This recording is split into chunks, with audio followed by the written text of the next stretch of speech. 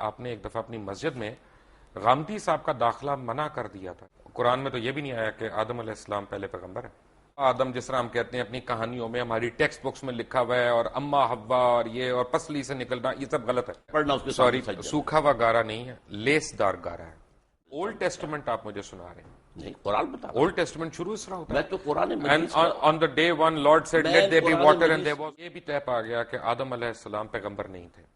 اونٹ کو پیدا کرنے کا میں نے کہا اللہ تعالیٰ نے کیوں تشبیہ دی ہے؟ حابیل نے ایک بہن سے شادی کی, قابیل نے دوسری بہن سے شادی کی, تو یہ غیر اسلامی ہے. قبلۃ الاول بیت القدس کیسے ہے؟ پوری امت مسلمہ بے وقوفی کی بات ہے. تو خانہ کعبہ میں بھی تو 300 بت تھے نا. خانہ کعبہ میں بھی ہم سے پہلے کفار تھے. اگر وہ کل آ جائیں اپنی فردیں نکال کے کہ جناب اب اس کا جو ہے نا وہ ہمارے نام کر دیں رجسٹری, تو ہم دے دیں گے ان کو. میرا تھیسس یہ ہے بہت معذرت کے ساتھ کہ ہمارے تمام علماء دین اکابرین ہمارے, انہوں نے جو ہمارے مائنڈز میں گھوڑ کے پلایا ہوا ہے کہ یروشلم یروشلم بیت القدس قبلہ اول, یہ سب غلط ہے. اس میں کوئی صداقت نہیں ہے. بیت القدس ہمارا قبلہ اول نہیں ہے. میرے نزدیک آپ بہت غلط بات کر رہے ہیں. قرآن حکیم میں, قرآن مجید میں تو عذاب قبر کا کہیں ذکر نہیں آیا. ایک تو ویسے مجھے آپ سے ڈر لگتا ہے, اوپر سے آپ جو ہے وہ پہن کے بھی سفید سب کچھ آگے ہیں, جیسے کفن باندھ کے آ جاتا ہے آدمی. سر سے نہیں باندھا جی, کفن سر سے نہیں باندھا. یہی تو ہم کہتے ہیں ہمارے علماء جو ہیں وہ خود اپنے سر سے کفن نہیں باندھتے, دوسروں کے بچوں کو بھجوا دیتے ہیں آگے ادھر ادھر. مجھے ایک بات پتہ چلی اور بڑے وثوق سے پتہ چلی کہ آپ نے ایک دفعہ اپنی مسجد میں غامدی صاحب کا داخلہ منع کر دیا تھا. اس کی کیا وجہ تھی؟ میں نے منع نہیں کیا تھا. اصل میں وہ وہاں آ کر جو ہے کچھ ایسی حرکتیں کرتے تھے کہ جس سے وہاں انتشار پیدا ہوتا تھا. تو ہمارے ایک صاحب نے اپنے طور پر جا کر ان سے کہا تھا کہ آپ ایک طرف تو ڈاکٹر اسار کو کہتے ہیں جاہل ہے اور گمراہ ہے, تو آپ یہاں کاہے کو آتے ہیں؟ تو بس اس کو انہوں نے سمجھا کہ گویا کہ یہ میرا حکم آیا ہے, لیکن میں نے کوئی روکا نہیں تھا. آپ نے میسج نہیں بھجوایا تھا ان کو؟ حالانکہ وہ آپ کے مسجد کے ساتھ رہتے تھے بالکل وہاں پہ, کافی دور رہتے تھے. وہاں سے ان کے بالکل پاس تو مسجد تھی ای بلاک. نہیں, وہ گائے کرائے پہ لے کے تو نہیں آتے تھے نا, وہ جس طرح آتے تھے وہ 2 منٹ کی ڈرائیو تھی ان کے لیے. جو بھی تھا, لیکن یہ کہ بہرحال وہ ایک مسجد چھوڑ کر میرے پاس آتے تھے. مسجد ان کے پاس تھی ای بلاک ماڈل ٹاؤن کی قریب. آپ کی شخصیت اتنی محصور کون ہے کہ ان کو آنا پڑا؟ لیکن ان کے لیے میں نہیں ہوں, وہ مجھ سے بہت بنیادی اختلافات رکھتے ہیں تو ہم اور مجھے ان سے بہت بنیادی. تو ہمارے جو پیروکار ہیں ان کو ہم یہ حق دیتے ہیں کہ کسی کو بھی مسجد میں داخلے سے منع کر دیں. نہیں, میں نے منع نہیں کیا آئے, لیکن یہ کہ کوئی وہاں پر ایسی ایکٹیویٹی نہ کرے. آدم علیہ السلام کے ہم سارے واقعات ہم نے سنے بھی ہیں, پڑھے بھی ہیں. اما حوا یا بی بی حوا, ان کا ذکر قرآن مجید میں کس جگہ آیا؟ قرآن مجید میں آیا ہے دونوں سے خطاب کر کے کہ اے آدم تم اور تمہاری بیوی دونوں جنت میں حوا کا نام تو نہیں آیا. حوا کا نام نہیں ہے. اسی طرح حابیل کا نام بھی نہیں آیا. حابیل کا نام بھی نہیں ہے. 2 اسی طرح قابیل کا نام بھی نہیں ہے. لیکن یہ واقعہ ہے. اچھا, تو یہ واقعہ بھی نہیں آیا کہ ہم نے حوا کو آدم کی پسلی سے بنایا؟ یہ نہیں, قرآن میں نہیں ہے. یہ ایک حدیث میں یہ بات الفاظ. قرآن مجید جو انسانیت کو شروع ہونے کا بتا رہا ہے اس میں یہ کوئی واقعات نہیں ہے. قرآن میں تو یہ بھی نہیں آیا کہ آدم علیہ السلام پہلے پیغمبر ہے. نہیں, قرآن مجید میں آیا نا کہ جب ان سے کہا ان کا پیغمبری کا نہیں آیا. نہیں, اتر جاؤ. نہیں, اما یاتینکم منی ھدی, جب جب میری طرف سے ہدایت تمہیں آئے گی. گویا کہ اس کے پہلے سے اعلان تھا کہ ہدایت آتی رہے گی, اور وہی ہدایت وہی کی ہدایت ہے جس کو وہ ہدایت آتی تھی وہ نبی ہوتا تھا. اصل میں قرآن مجید جہاں تک ہماری اور ویسے بھی قرآن مجید میں ایک مقام پر ان اللہ اصطفیٰ آدم و نوحا وآل ابراہیم وآل عمران علی العالمین, تو جہاں انبیاء کا ذکر ہے ان سب سے پہلے حضرت آدم کا ذکر ہے سورہ آل عمران میں. بڑی اچھی بات ہے ڈاکٹر صاحب. یہ دیکھیں نا, اصل میں جو میں نے جو آج تھوڑا سا پڑھ رہا تھا, کچھ پہلے بھی ہم نے پڑھا, تو آدم جو مجھے نظر آیا اس میں قرآن مجید میں, کیونکہ میں نے آپ کو عرض کیا تھا پہلے تھوڑی سی میں نے بھی صرف پڑھی ہے, تھوڑی سی نحو پڑھی ہے, کوشش کی ہے. میں طالب علم ہوں, میں اگر میں سے گستاخی ہو جائے تو پلیز مائنڈ نہ کریے گا. آدم جو ہے وہ بنی آدم کا ذکر ہے قرآن مجید میں, وہ ایک شخص کا تو نہیں ہے. مثلا میں آپ کو ایک آیت دکھاؤں, پڑھ کے سناؤں. نہیں, لیکن بہت سی جگہوں پر آدم ایک کی حیثیت سے. اصل میں یا آدم اسکن انت وزوجک الجنہ, اے آدم تم اور تمہاری بیوی رہو جنت کے اندر. تو یہاں بنی کہاں ہے؟ وَلَقَدْ خَلَقْنَاكُمْ, یہ آیت آپ سورہ اعراف کی پڑھ رہے ہیں. جی بالکل, ٹھیک ہے.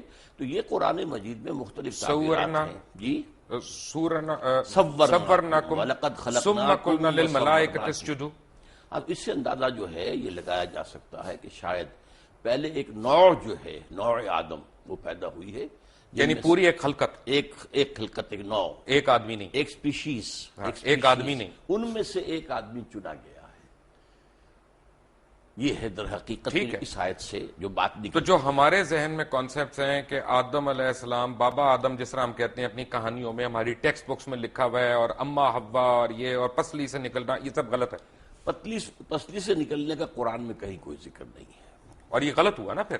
اب میں نہیں کہہ سکتا، لیکن یہ کہ قرآن میں ذکر نہیں ہے اس کا یہ مطلب اگر ڈاکٹر صاحب قرآن میں نہیں ہے تو غلط ہے۔ قرآن مجید میں اگر ذکر ہی نہیں ہے تو غلط ہوا نا۔ نہیں، ضروری نہیں ہے، قرآن میں ہر شے تو نہیں ہے، قرآن مجید میں ایٹم بم کا ذکر تو نہیں ہے، تو یہ تو نہیں کوئی بات ہوئی، وہ تو ایک بات ہے جس کا ذکر کیا، جس کا ایٹم بم سے ہمارے دین کا تو تعلق نہیں ہے نا۔ نہیں، لیکن یہ کہ آدم حوا سے بھی بڑا آدم حوا سے تو آدم سے ہے، آدم نبی تھے۔ کون سی حدیث میں ذکر ہے حوا کا؟ کس کا؟ بی بی حوا کا۔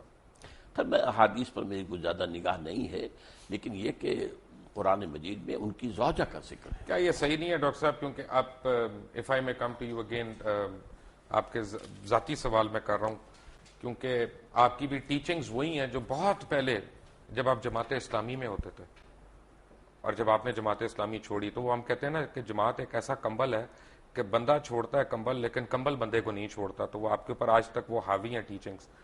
اس سے بہتر تعبیر یہ ہے جس نے کہا تھا کہ جو لوگ جماعت سے نکل جاتے ہیں ان میں سے جماعت نہیں نکلتی، یہ ایک بہتر تعبیر ہے کہ جماعت کا ایک بنیادی اب سردیاں آ رہی ہیں تو کمبل کا ذکر بہتر ہے، جس نے بھی کہا، لیکن اصل میں بات یہ ہے کہ بائبل تو ہے نا لائبریری آف بکس، جی ٹھیک ہے نا، جیسے جوش بائبل جو ہے 39 بکس ہیں، اسی طرح پروٹسٹنٹ بائبل بھی 39 اور 27 ہے، کیتھولک جو ہے وہ 46 بکس ہیں، لیکن ایک بک ہے بائبل کی، اس کا نام ہے بارنبس، جس کے اوپر جتنے جوش فرقے ہیں، کیونکہ ان میں بھی بہت فرقے ہیں، اور جتنے عیسائی، یا عیسائی نہیں کہنا چاہیے مجھے، ایک میرے ویور نے کہا تھا جی مسیح کہا کریں آپ ہمیں، مسیح برادران کے فرقے ہیں، وہ ساروں کا اس سے اختلاف ہے کہ یہ ہمارا بائبل ہے، کیونکہ اس بائبل کا مقدمہ جو ہے مولانا سید ابو العلا مودودی نے لکھا، اور انہوں نے اس کو پاکستان میں بھی انٹروڈیوس کیا، اور اس بائبل میں اس طرح کی بڑی کہانیاں، اور یہ جو ببلیکل سٹوریز ہیں ان کو آپ لوگوں نے، اور خاص طور پہ جماعت کے اولین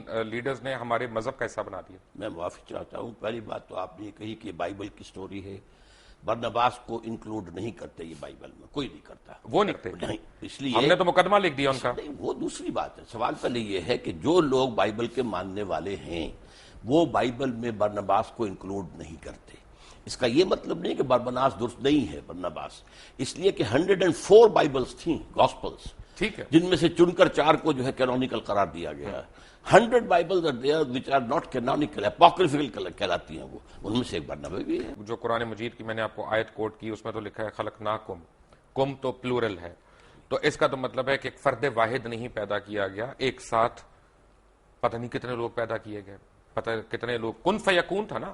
میں نے عرض کیا نا ایک species, homo sapiens species which are an animal, اس میں سے ایک کو سلیکٹ کیا گیا اور اس میں اللہ نے روح پھونکی، and he became Adam, he was a person, وَلَقَدْ خَلَقْنَاكُمْ ثُمَّ صَوَّرْنَاكُمْ ثُمَّ قُلْنَا لِآدَمَ یہ تو سارا قُلْنَا لِلْمَلَائِكَةِ اسْجُدُوا لِآدَمَ، اب آدم کا لفظ آیا، پہلے جو ہے جمع کا صیغہ، آدم، جس طرح انسان کا لفظ قرآن میں آیا کہ انسان ایک فرد واحد بھی ہے اور انسان پوری انسانیت بھی ہے، الانسان بن جائے گا وہ، لیکن یہ کہ یہ اس میں تو انسانن ہوگا تو ایک انسان، الانسان تو سارے انسان، یا کوئی خاص معین، یہی آدم کے لیے بھی ہے۔ آدم سو وی کین ریسٹ ایشورڈ کہ یہ جو ببلیکل سٹوریز ہم پڑھ رہے ہیں یہ ان میں صداقت نہیں ہے، ہم نہیں کہہ سکتے، اصل میں ان چیزوں کی انٹرپریٹیشن کے اندر اختلاف ہو سکتا ہے، لیکن یہ ہے کہ آدم جو ہیں وہ سلیکٹ کیے گئے، 2 مرتبہ قرآن میں آیا ہے کہ فرشتوں سے میں نے کہہ دیا تھا کہ میں ایک بشر بنانے چلا، انی خالق بشرا من صلصال من حمأ مسنون فاذا سویتہ ونفخت فیہ من روحی فقعوا لہ ساجدین، میں ایک بشر بنانے چلا ہوں جو مٹی سے، جو سوکھا ہوا گارا ہے، اس سے جب میں اس کی تکمیل کر لوں اور اس کی نوک پلک سوار دوں اور پھر میں اس میں اپنی روح میں سے پھونک دوں تو پھر پڑھنا اس کے سامنے سجدہ۔ سوکھا ہوا گارا نہیں ہے، لیس دار گارا ہے، لیس دار بھی کہا، سوکھا نہیں کہا۔ دیکھیے الفاظ کئی آئے ہیں، تراب بھی آیا، صرف مٹی کو کہتے ہیں، تین کہتے ہیں گارے کو، تین لازم وہ ہے جو آپ کہہ رہے ہیں، وہ جو جس کے اندر لیس پیدا ہو جاتا ہے، پھر سال وہ سوکھ کر جو کھڑکنے لگے، من حمئ مسنون، کیونکہ اللہ تعالیٰ نے یہ بھی فرمایا نا ہیں کہ سب کی شکلیں اللہ تعالیٰ نے مختلف کی، سب کی بولیاں مختلف کی، سب کے اعداد و اطوار مختلف کیے، تو یہ تو نہیں ہو سکتا نا کہ میرا بیٹا جو ہے وہ بالکل مختلف شکل کا ہو، مختلف آپ کا بیٹا تو نہیں، لیکن آپ کا پڑ پوتا سکڑ بوتا ہو سکتا نہیں، یہ لیکن جس طرح کی ریسز بنی ہیں، چائنیز بھی ہیں، جاپنیز بھی ہیں، by the passage of time, by the passage of time climatic effect ہوئے ہیں، مختلف علاقوں کے اثرات ہوئے ہیں، اس سے یہ ہے کہ شکلیں بدلی، رنگ بدلے۔ انسان کو چھوڑ دیں ایک سیکنڈ کے لیے، اچھا، جانور کیسے آئے؟ جی جانور تخلیق سے آئے، تخلیق سے آئے نا؟ کیا ہر جانور پسلی سے نکالا گیا؟ نہیں، پسلی سے تو میں نے اس بات کو بھی نہیں مانا۔ کیا ہر مچھلی پسلی سے نکالی گئی اس کی مادہ؟ نہیں نہیں، بالکل نہیں۔ تو یعنی اس کا مطلب یہ ہے اللہ ڈاکٹر تعالیٰ کی صاحب، تخلیق کا عمل تھا اور اس کے بارے میں ایک ایوولوشنری پروسیس کو مانا جا سکتا ہے۔ میں تھوڑا سا کنفیوز ہو گیا ہوں۔ جی، میں اصل میں طالب علم ہوں، میں سیکھنے کی کوشش کر رہا ہوں کہ قرآن مجید جیسا معجزہ ہمارے پاس موجود ہے اور اسٹرینتھ میں ہمیں بائبل کی سٹوریز لینی ہے اس کو انٹرپریٹ کرنے کے لیے۔ بائبل کی سٹوریز کون لیتا ہے؟ قرآن مجید کی ہم کہہ رہے ہیں نا کہ اس کو آؤٹ رائٹلی ہم ریجیکٹ نہیں کر جی، سکتے، ہم آپ نے کہا نا کہ اس کو آؤٹ رائٹلی ریجیکٹ نہیں کر اگر سکتے۔ وہ قرآن کے بیان میں فٹ بیٹھ رہی ہو تو میں نے تو قرآن کا بیان آپ کو سنایا ہے کہ میں جب اس انسان کو تیار کر لوں اور اس میں اپنی روح میں سے پھونک دوں تب گر پڑنا اس کے سامنے سجدے میں۔ وہ روح جو ہے جس کا خاص تعلق ذات باری تعالیٰ کے ساتھ ہے۔ اچھا، جب یہ سجدے میں گرے تو ملائکہ سارے، جن کا سردار اس وقت ابلیس تھا، تو وہ فرشتہ نہیں تھا، نہیں جن تھا، جن لیکن سردار تو تھا، کان من الجن، سردار بھی ٹھیک ہے، نہیں تھا، لیکن اس وقت اشرف المخلوقات تو تھا۔ اس کو یہ کہا جا سکتا ہے کہ وہ اپنی عبادت اور ریاضت اور علم میں نمایاں ہو گیا تھا۔ ابلیس نے سجدے سے انکار کر دیا، جی، تو اگر یعنی ٹیکنیکلی میں دیکھوں تو ابلیس شرک سے انکار کر رہا تھا۔ شرک سے انکار کر رہا ہے ظاہری شکل میں، اور اللہ کا انکار کر رہا ہے اس کا حکم نہ مان کر، وہ تو کفر ہو گیا۔ بس تو کفر ہو گیا پکڑ کہاں پہ ہوئی؟ ہے، پکڑ کہاں پہ؟ کفر پر، انکار پہ یعنی غرور پہ نہیں ہوئی جب اس نے کہا کہ میں مٹی غرور کا کی وجہ سے اس نے انکار کیا نا۔ اس کے اندر جو ہے ابا واستکبر وکان من الکافرین، اس نے استکبار کیا، اس نے صاف کہا خلقتنی من نار وخلقتہ من طین، بالکل صحیح، خدا تو نے مجھے تو بنایا ہے آگ سے، اس کو بنایا اس کو بنایا مٹی سے، وہ بھی لیسدار مٹی سے، تو طے یہ پایا۔ لیس دار کا لفظ دوبارہ آپ لے آئے، میں نے لے آپ کو آیا، بتایا تھا میں کہ لے وہ آیا۔ ایک لفظ ہے، تراب بھی ہے جس کے معنی صرف مٹی ہیں، تین بھی ہے جس کے معنی گارا ہیں، تین لازم کے وہ معنی ہیں جو آپ کر رہے ہیں۔ تراب ہے، ثم قال لہو کن فیکون۔ ہاں تو لیکن تراب صرف مٹی کو کہتے ہیں، یہ لیسدار ویسدار کہاں سے لے آیا آپ اس میں؟ وہ لیسدار اس میں ہے، تین لازم۔ جو آپ کہہ رہے ہیں وہ سورۃ المومنون میں ہے، 12 نمبر آیت میں ہے کہ ہم نے انسان کو مٹی کے سط یا جوہر سے، اسے سوکھی مٹی سے اس سے بنایا۔ من سلالۃ من طین، جی، اور سورہ سجدہ کی آیت نمبر 7 میں بتایا گیا ہے کہ جو بھی چیز اس نے بنائی خوبی بنائی، اور انسان کی تخلیق کی ابتدا مٹی کے گارے سے ہوئی، گارے سے، تین ٹھیک ہے نا؟ ابھی اس میں لفظ لیس نہیں آیا، آپ نہ ایڈ کیجئے لیس اس میں، لیس آئی سورۃ الصفت میں، ٹھیک ہے، آیت نمبر 11 میں۔ صفت کوئی صورت نہیں ہے قرآن کی، صاف صاف، سوری، میں آپ سے سیکھنے کے لیے تو بیٹھا ہوں یہاں پہ، میں سکھا رہا ہوں نا، میں بھی سکھاؤں گا آخر، بالکل آپ سکھاتے جائیں، ہم سیکھتے جائیں گے۔ تو اس کا مطلب ہے کہ غرور اللہ کو نہیں پسند۔ بالکل نہیں پسند۔ تو جب ہم یہاں پہ بیٹھتے اللہ کے حکم سے انکار اللہ کو پسند نہیں ہے، اللہ کے حکم کے غرور ہو تابع گیا ہونا چاہیے۔ غرور تھا، حسد تھا، اس لیے کہ وہ سمجھتا تھا کہ میں اعلیٰ ہوں۔ حسد تو بڑی عورتوں والی صفت ہو گئی۔ نہیں، مردوں میں بھی ہوتی ہے۔ اچھا، تمام یہودیوں کے بارے میں قرآن کہتا ہے حسدم من انفسہم، اے مسلمان، یہ تم سے حسد کی بنیاد پر یہ چاہتے ہیں کہ تم سے یہ نعمت جو ہے اسلام کی وہ چھن جائے۔ اصل میں تو وہ بھی مسلمان ہی تھے، لیکن انہوں نے حضور کو ماننے سے انکار کیا۔ بالکل، یہودی اور عیسائی یہ سارے مسلمان ہی تو تھے، کیونکہ دین ابراہیم ہے۔ اپنے اپنے وقت کے مسلمان تھے۔ یہ بڑی اچھی آپ بات بتا رہے ہیں، مجھے آنیسٹلی مجھے جو ہے نا اس کا تو یہ طے پایا کہ جب اللہ تعالیٰ نے کائنات کی تشکیل دی تو نہ صرف بنی نوع انسان بلکہ تمام جانور، جرند، پرند جتنے بھی ہیں وہ نر اور مادہ جوڑوں میں اس نے پیدا کیا۔ یہ بیک وقت نہیں ہے، اس کے اندر ایک ایوولوشن ہو سکتا ہے، لیکن کن فیکون ہے نا، کن فیکون، اس کے بیچ میں ہمیں یہ نہیں پتا گیپ کتنا ہے۔ ہاں تو یہ اصل میں کن فیکون بھی قرآن میں آتا ہے، اور یہ بھی آتا ہے 6 دنوں میں پیدا کیا۔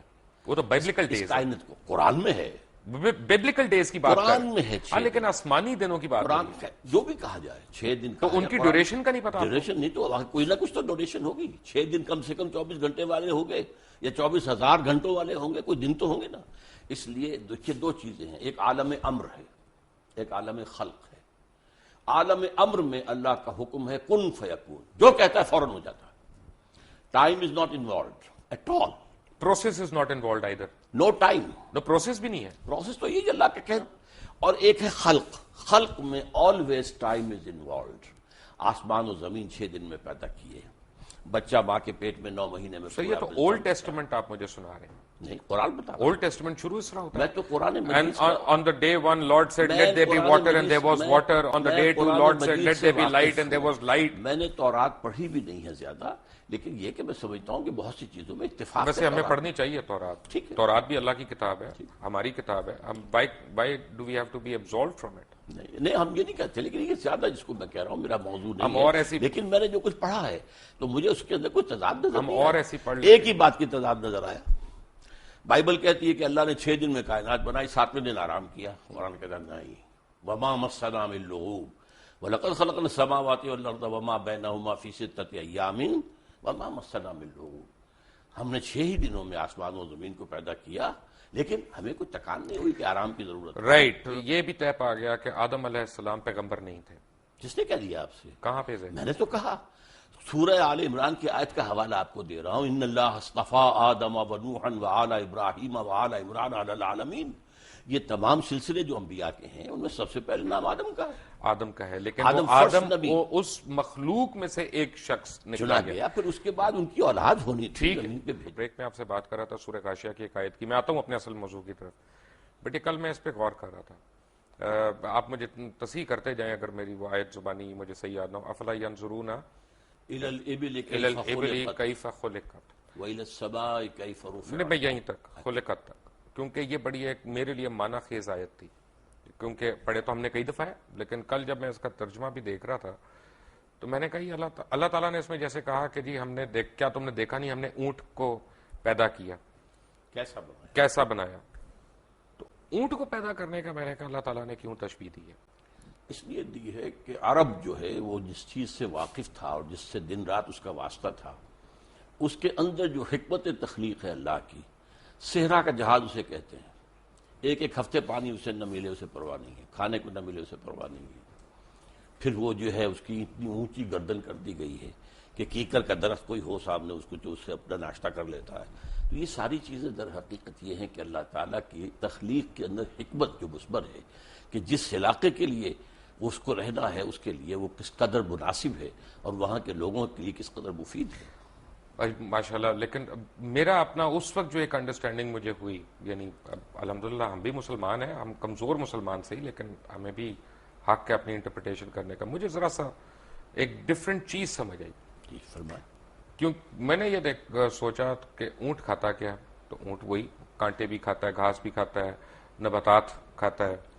गाय क्या खाती है?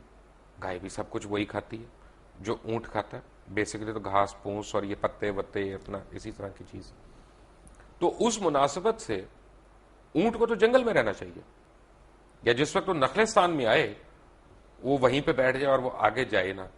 लेकिन मुझे ये लगा कि अल्लाह ताला हमें ये बता रहा है कि देखो ऊंट जैसे हुजम वाले जानवर को, जिसमें इतनी ताकत भी है, दानाई भी है, और वो यानी वो जीरक किस्म का जानवर है, वो कोई मासूम सा खोता जानवर नहीं है बेसिकली। वो भी अपनी खोता मर्जी भी जीरक होता है जी, अपनी मर्जी से जिंदगी नहीं गुजार सकता। ऊंट को भी वो करना जो हम उसको कह रहे हैं, हालांकि अल्लाह ने उसके लिए तय किया और अल्लाह ने उसको उसके माहौल के मुताबिक बॉडी दी है, उसकी फिजियोलॉजी ऐसी दी है कि जो उस माहौल के अंदर, उसको पांव ऐसे दिए हैं जो रेत में धंसते नहीं है, इतने चौड़े। इस नहीं, मैं उसकी ग़िज़ा के एतबार से कहता, दूध भी देना है, मैमल है ना बेसिकली एक किस्म, जिसकी कुर्बानी भी जायज है। गाय में और ऊंट में इनकी ग़िज़ा में फर्क कोई नहीं, लेकिन उनके रहन सहन नहीं, वो तो एक्लेमेटाइज होके होता है ना, जो है वो नबातात कांटा नहीं खाए, नहीं नबातात ही है ना, वो तो सेलुलोज वही बनता है ना, जाके उसके पेट में जाके वही सेलुलोज बनता है। आप तो माशाल्लाह मेडिकल डॉक्टर भी हैं। तो मेरे और आपके पेट में ही बनता है। राइट डॉक्टर साहब, मेरे पेट में तो पता नहीं क्या क्या बनता है, उसके बाद दवाइयां खानी पड़ती हैं। तो अच्छा, तो तय ये पाया کہ یہ سورہ مائدہ کی ایک آیت میں نے نکالی ہوئی، اور یہ میں اس کا ترجمہ پڑھ دوں اپنے ناظرین کے لیے کہ ان پر آدم کے 2 بیٹوں کی پیش گوئی، یعنی جو اللہ تعالیٰ نے آدم علیہ السلام کے 2 بیٹوں کی پیش گوئی کی، ان کا نام نہیں آیا، حابیل اور قابیل نام نہیں آیا۔ پیش گوئی کا لفظ نہیں، پیش گوئی نہیں، یہ وہ تو اس نے تشریح اوپر لکھی تو میں اس کا پہلے پڑھ گیا تھا، یعنی جو حابیل اور قابیل کا نام نہیں آیا، ٹھیک ہے نا، کہیں پہ 2 بیٹوں کا ان کا بتایا گیا۔ اب سوال یہ ہے، کیونکہ جب آپ نے یہ کہہ دیا نا کہ کافی پتہ نہیں ہزاروں سینکڑوں لاکھوں اللہ تعالیٰ نے انسان ایک ساتھ تیار کیے، ایک ساتھ پیدا کیے کن فیکون کہہ کے، تو پھر مجھے ٹھیس پہنچی ہے۔ اس کا مطلب ہے کہ انسیسٹ نہیں ہوا کہیں پہ، کیونکہ جو ایک عام تاثر ہم لوگ لیتے ہیں کہ حابیل نے ایک بہن سے شادی کی، قابیل نے دوسری بہن سے شادی کی، تو یہ غیر اسلامی ہے اس کی، تو کیونکہ اس وقت مخلوق اتنی زیادہ تھی تو انہوں نے دوسروں سے کی۔ پہلی بات تو یہ ہے کہ یہ بات قرآن میں نہیں ہے، البتہ احادیث میں ہے، اور ظاہر بات ہے کہ یہ انسیسٹ کب جا کے حرام قرار دیا گیا، اور جب تک حرام نہیں قرار دیا گیا اس وقت تک اللہ کی طرف سے جائز تھا تو ٹھیک تھا۔ ایسے یہ جان لیجئے کہ جو میں نے کہا تھا کہ ایک پوری سپیشیز تیار کی گئی ہے، اس میں سے ایک پرسن آدم ہے، اس کے بعد نسل آدم کی چلیے، باقی سپیشیز پوری جو ہے ختم ہو گئی، ٹھیک ہے، جیسے ڈینوسارس ختم ہو گئے وہ سپیشیز ختم ہو گئی، ان کی اب نسل میں اب ظاہر بات ہے کہ اس میں بیٹا بیٹی ہو رہے ہیں، اب اس کو آگے کیسے چلنا ہوگا، بالکل صحیح کہہ رہے ہیں تو یہ ایک ایکسیپشن ہے۔ ڈاکٹر صاحب۔ پہلے نبی، پہلے پیغمبر سے ہم پہلے قبلے پہ آ جاتے ہیں، قبلۃ الاول بیت القدس کیسے ہے؟ نہیں، یہ مغالطہ ہے لوگوں کو، اس کو کہہ دیا جاتا ہے صرف اس لیے کہ حضور نے مدینہ تشریف آوری کے بعد 16 مہینے بیت المقدس کی طرف رخ کر کے نماز پڑھی ہے، اس کے بعد تحویل کا حکم آیا، لیکن قبلہ اول ہمیشہ سے کعبہ ہی تھا۔ تو ہم کیوں اس کو کہتے ہیں؟ وہ تو ایک درمیانی طور کے لیے اللہ تعالیٰ کا حکم تھا۔ نہیں، تو اس کا مطلب پوری امت مسلمہ بے وقوفی کی بات کر رہی ہے؟ نہیں، بالکل نہیں کر رہی، سب مانتے ہیں کہ قبلہ اول سب سے ان اول بیت وضع للناس للذی ببکہ تھا، پہلا گھر اللہ کی عبادت کے لیے جو بنایا گیا مکہ میں بنایا گیا، سمجھے آپ، وہ یہ خانہ کعبہ ہے۔ مکہ بکہ ایک سیم ورڈ ہیں یہ، سمجھے آپ، تو اول بیت وضع للناس للذی ببکہ، اور یہ آدم کی جو یہ سورہ آل عمران کی 3 آیت ہے۔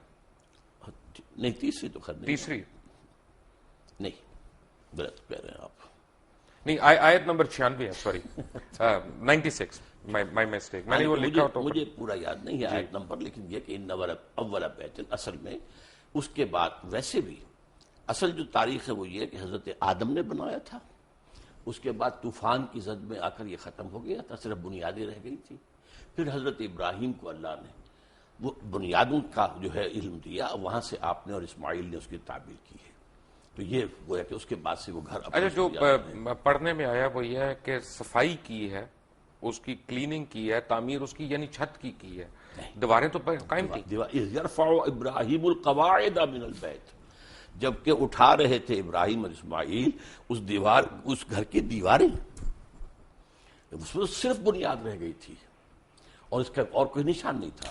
تو اس کا مطلب ہے کہ اگر ہم بیت القدس کو قبلہ اول کہتے ہیں تو ہم غلط کہتے ہیں؟ غلط کہتے ہیں، بیت المقدس جو ہے یا تو یہ ہمارے علماء کیوں نہیں بتاتے لوگوں کو، کیوں ہم جہالت کی طرف ڈالتے ہیں؟ یہ میرے خیال میں تو بتاتے بھی ہیں، کہاں بتایا؟ بتاتے ہیں، اصل میں ایک بات کہنے میں آ جاتی ہے، ورنہ اب تو 16 مہینے حضور نے اس کی طرف رخ کر کے نماز پڑھی، پھر جو ہے تبدیل ہوا ہے، اس حوالے سے کہہ سکتے ہیں اس پہ بھی مکی دور، مدنی دور میں قبلہ اول جو ہے وہ بیت المقدس تھا، جس کی وجہ سے مسجد قبلتین جی سعودی عربیہ میں ہے، ٹھیک ہے نا۔ اب یہاں پہ بھی ایک تھوڑا سا میں سمجھنا چاہ رہا ہوں، بیسیکلی قبلے کا لفظی مطلب کیا؟ رخ،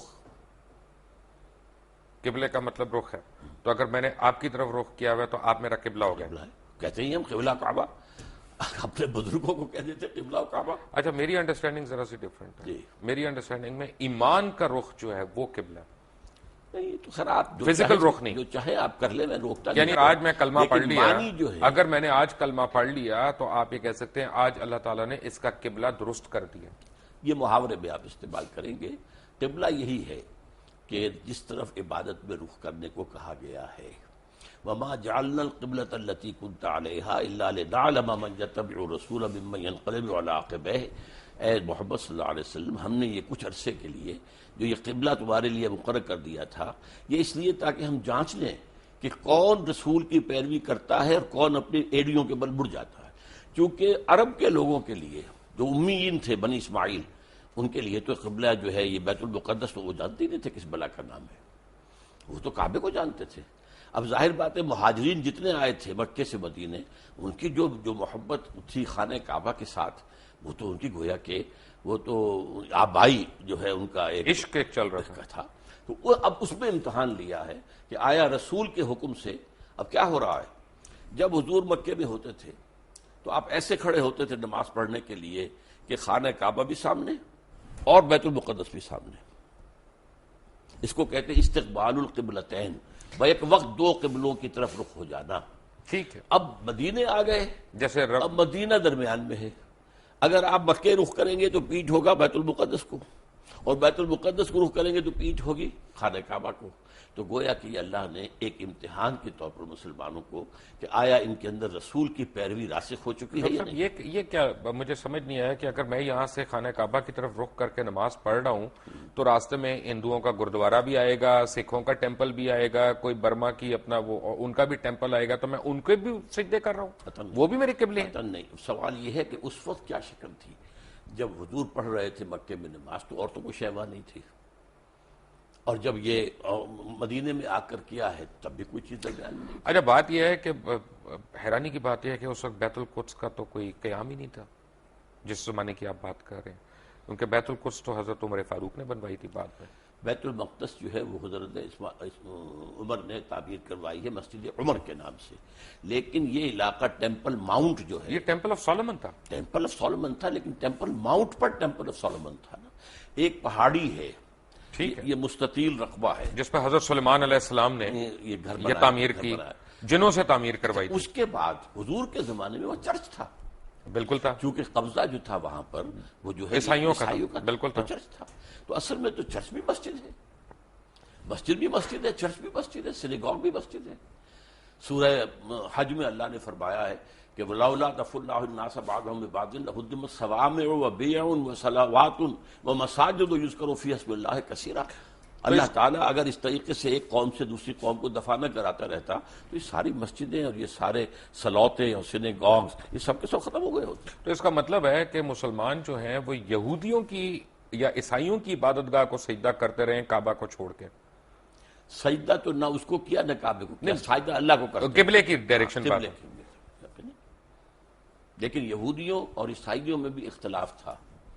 ایک مشرق کی طرف جب وہ خود ٹیمپل آف سولومن کے اندر عبادت یعنی کرتے مسلمان خانہ کعبہ کو چھوڑ کے یہودیوں اور عیسائیوں کی عبادت گاہ کو سجدہ کرتے رہے, اس کو سجدہ نہیں کرتے رہے, اس رخ میں.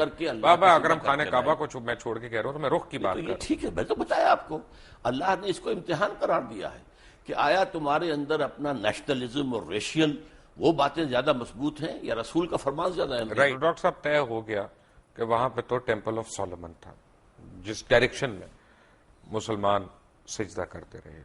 بالکل. پھر شب معراج کا واقعہ ہوا, وہ بھی ٹیمپل آف سولومن سے اوپر گیا. ٹیمپل تو نہیں تھا وہاں اس وقت, ماؤنٹ کیا وہ تو ایک جگہ تو وہی تھی نا راک پر, ہاں اس جگہ پر, جگہ تو وہی تھی. آپ اسے ٹیمپل ماؤنٹ کہیں, ٹیمپل آف سولومن نہیں تھا. ٹیمپل آف سولومن بنا تو تھا نا وہاں پہ, وہ کبھی بنا تھا نہیں, یہ تو نہیں ہسٹوریکلی تو تھا, اور بنایا بھی حضرت سلیمان علیہ السلام نے کرا تھا. تو ہم کیسے حضرت سلیمان علیہ السلام کی بنائی ہوئی چیز کو انکار کر دیں؟ انکار نہیں کرتے, اس وقت وہاں نہیں تھا. وہاں ایک راک ہے جس کے اوپر اب ڈوم بنی ہوئی ہے. تو اس کا مطلب تو یہ ہوا نا کہ ڈاکٹر صاحب پوری دنیا کے مسلمان جو ہے ناجائز طور پہ اس پہ قبضہ کرنا چاہتے ہیں, اس پہ حق جتا رہے ہیں اپنا. پوری دنیا کے مسلمان تو ناجائز قبضہ نہیں کرنا چاہتے. وہاں پر جو قوم 2000 سال سے آباد تھی اس کو ڈسپلیس کس طریقے سے کیا گیا ہے. یہودی تو وہاں سے نکلے ہوئے تھے 2000 سال سے. وٹ کلیم ڈڈ دے ہیو, جس کو قائد اعظم نے کہا کہ انلیجیٹیمیٹ چائلڈ آف دی ویسٹ, اور اقبال نے کہا کہ ہے ارض فلسطین پہ یہودی کا اگر حق, ہسپانیہ پہ حق نہیں کیوں اہل عرب کا. ایسے میں کہتا ہوں ہوتا ہے شب و روز تماشا میرے آگے کہ علماء دین بھی آج علامہ اقبال اور قائد اعظم کو کوٹ کرنے پہ آ گئے, جن کا اس وقت آپس میں بالکل کلیش تھا, سیریس کلیش تھا. بات یہ ہے کہ حق نہیں ہے. آپ مغالطہ ہو رہا ہے. میں علماء دین میں سے نہیں ہوں، دین کا خادم ضرور ہوں، لیکن میں تو اپنی نوجوانی میں مسلم اسٹوڈنٹ فیڈریشن کا بڑا تیز ورکر تھا اور ضلع حصار کی اسٹوڈنٹ فیڈریشن کا جنرل سیکریٹری تھا، اور میرے اوپر پہلا اثر جو ہے وہ علامہ اقبال کا ہے. رائٹ. تو اس کا تو مطلب یہ ہوا نا کہ آپ ان لوگوں کو برا کہہ رہے ہیں کہ جنہوں نے وہاں پہ زمینیں خریدی، وہاں پہ اپنے آپ کو آباد کیا، کیونکہ اگر آپ سچ پوچھنا چاہتے ہیں تو فلسطینیوں نے تو پیسے لے کے زمین بیچی تھی، ان کے پاس رائٹ آف وے ہے اس کا سارا.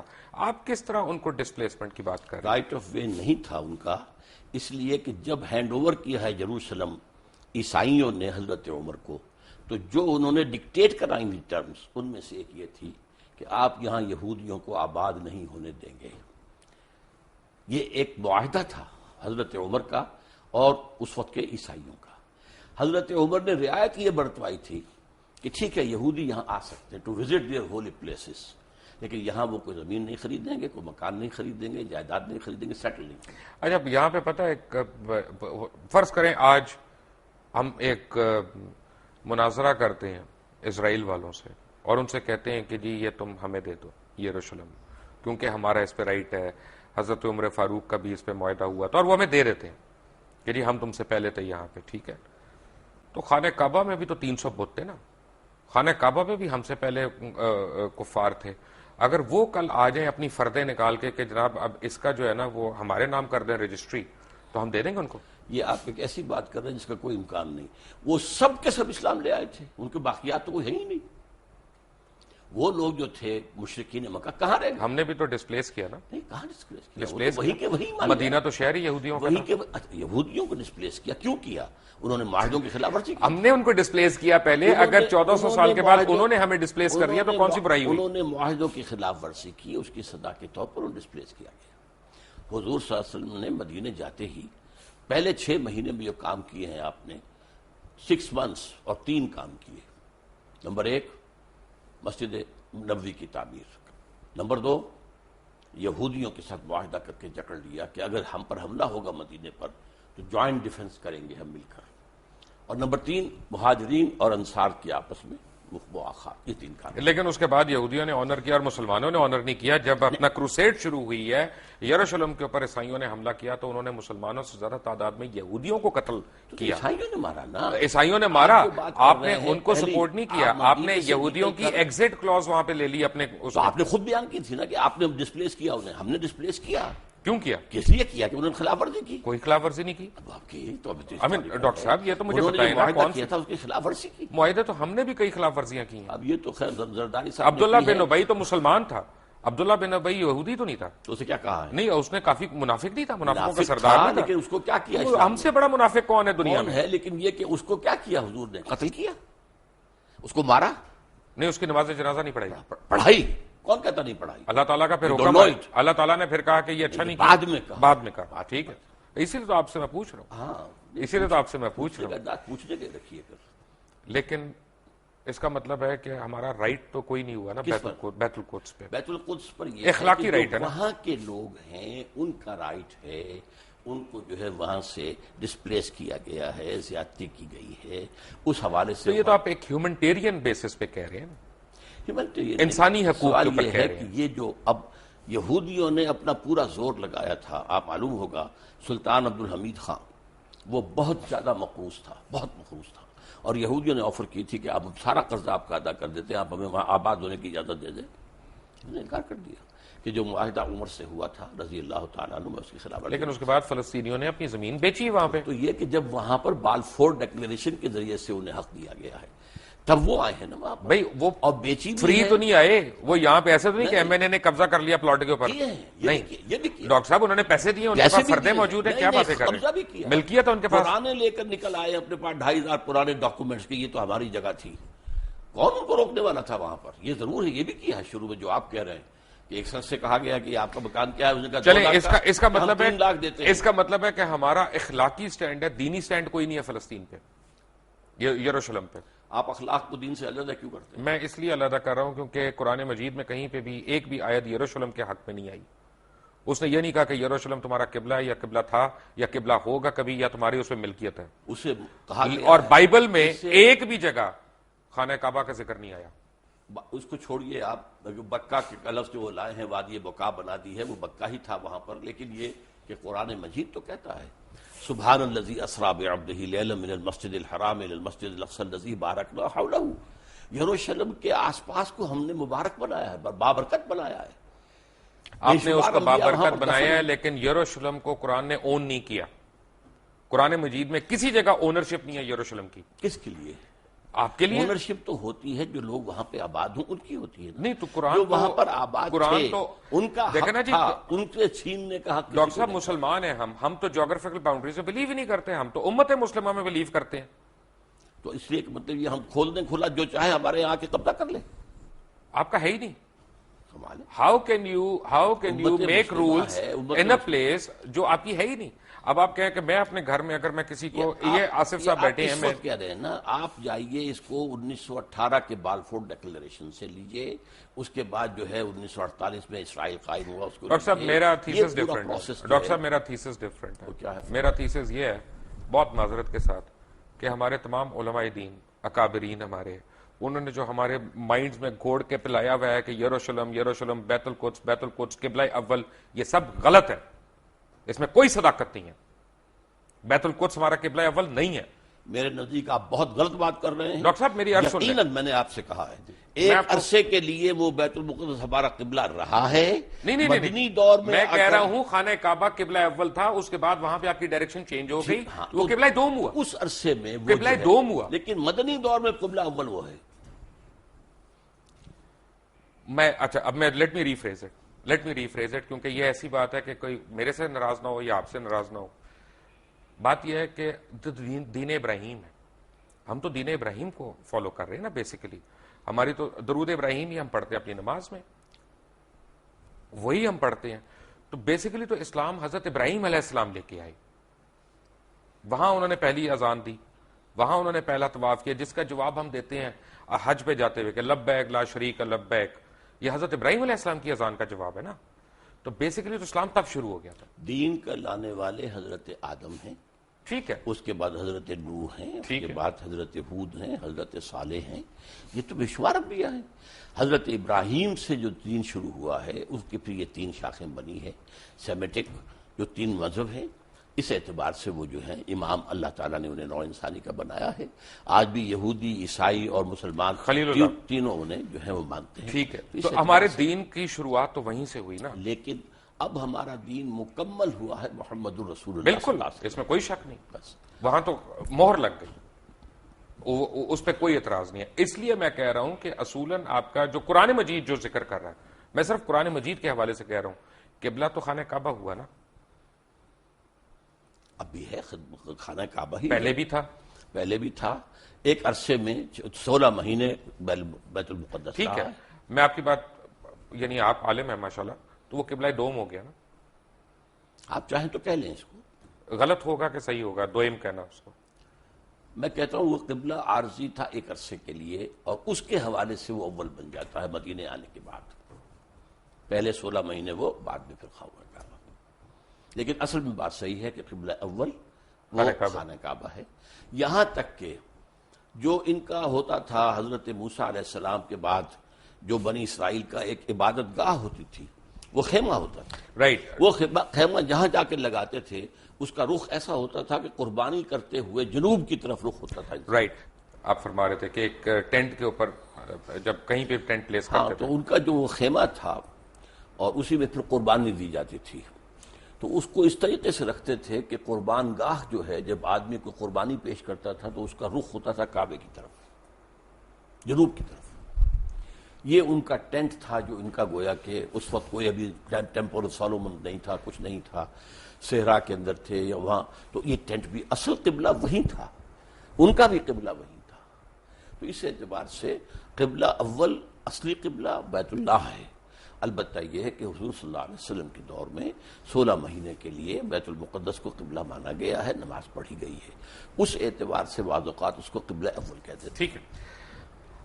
عذاب قبر، جی میں نے کتاب بھی پڑھی، موت کا منظر، مرنے کے بعد کیا ہوگا، یہ وہ. قرآن حکیم میں، قرآن مجید میں تو عذاب قبر کا کہیں ذکر نہیں آیا ہے.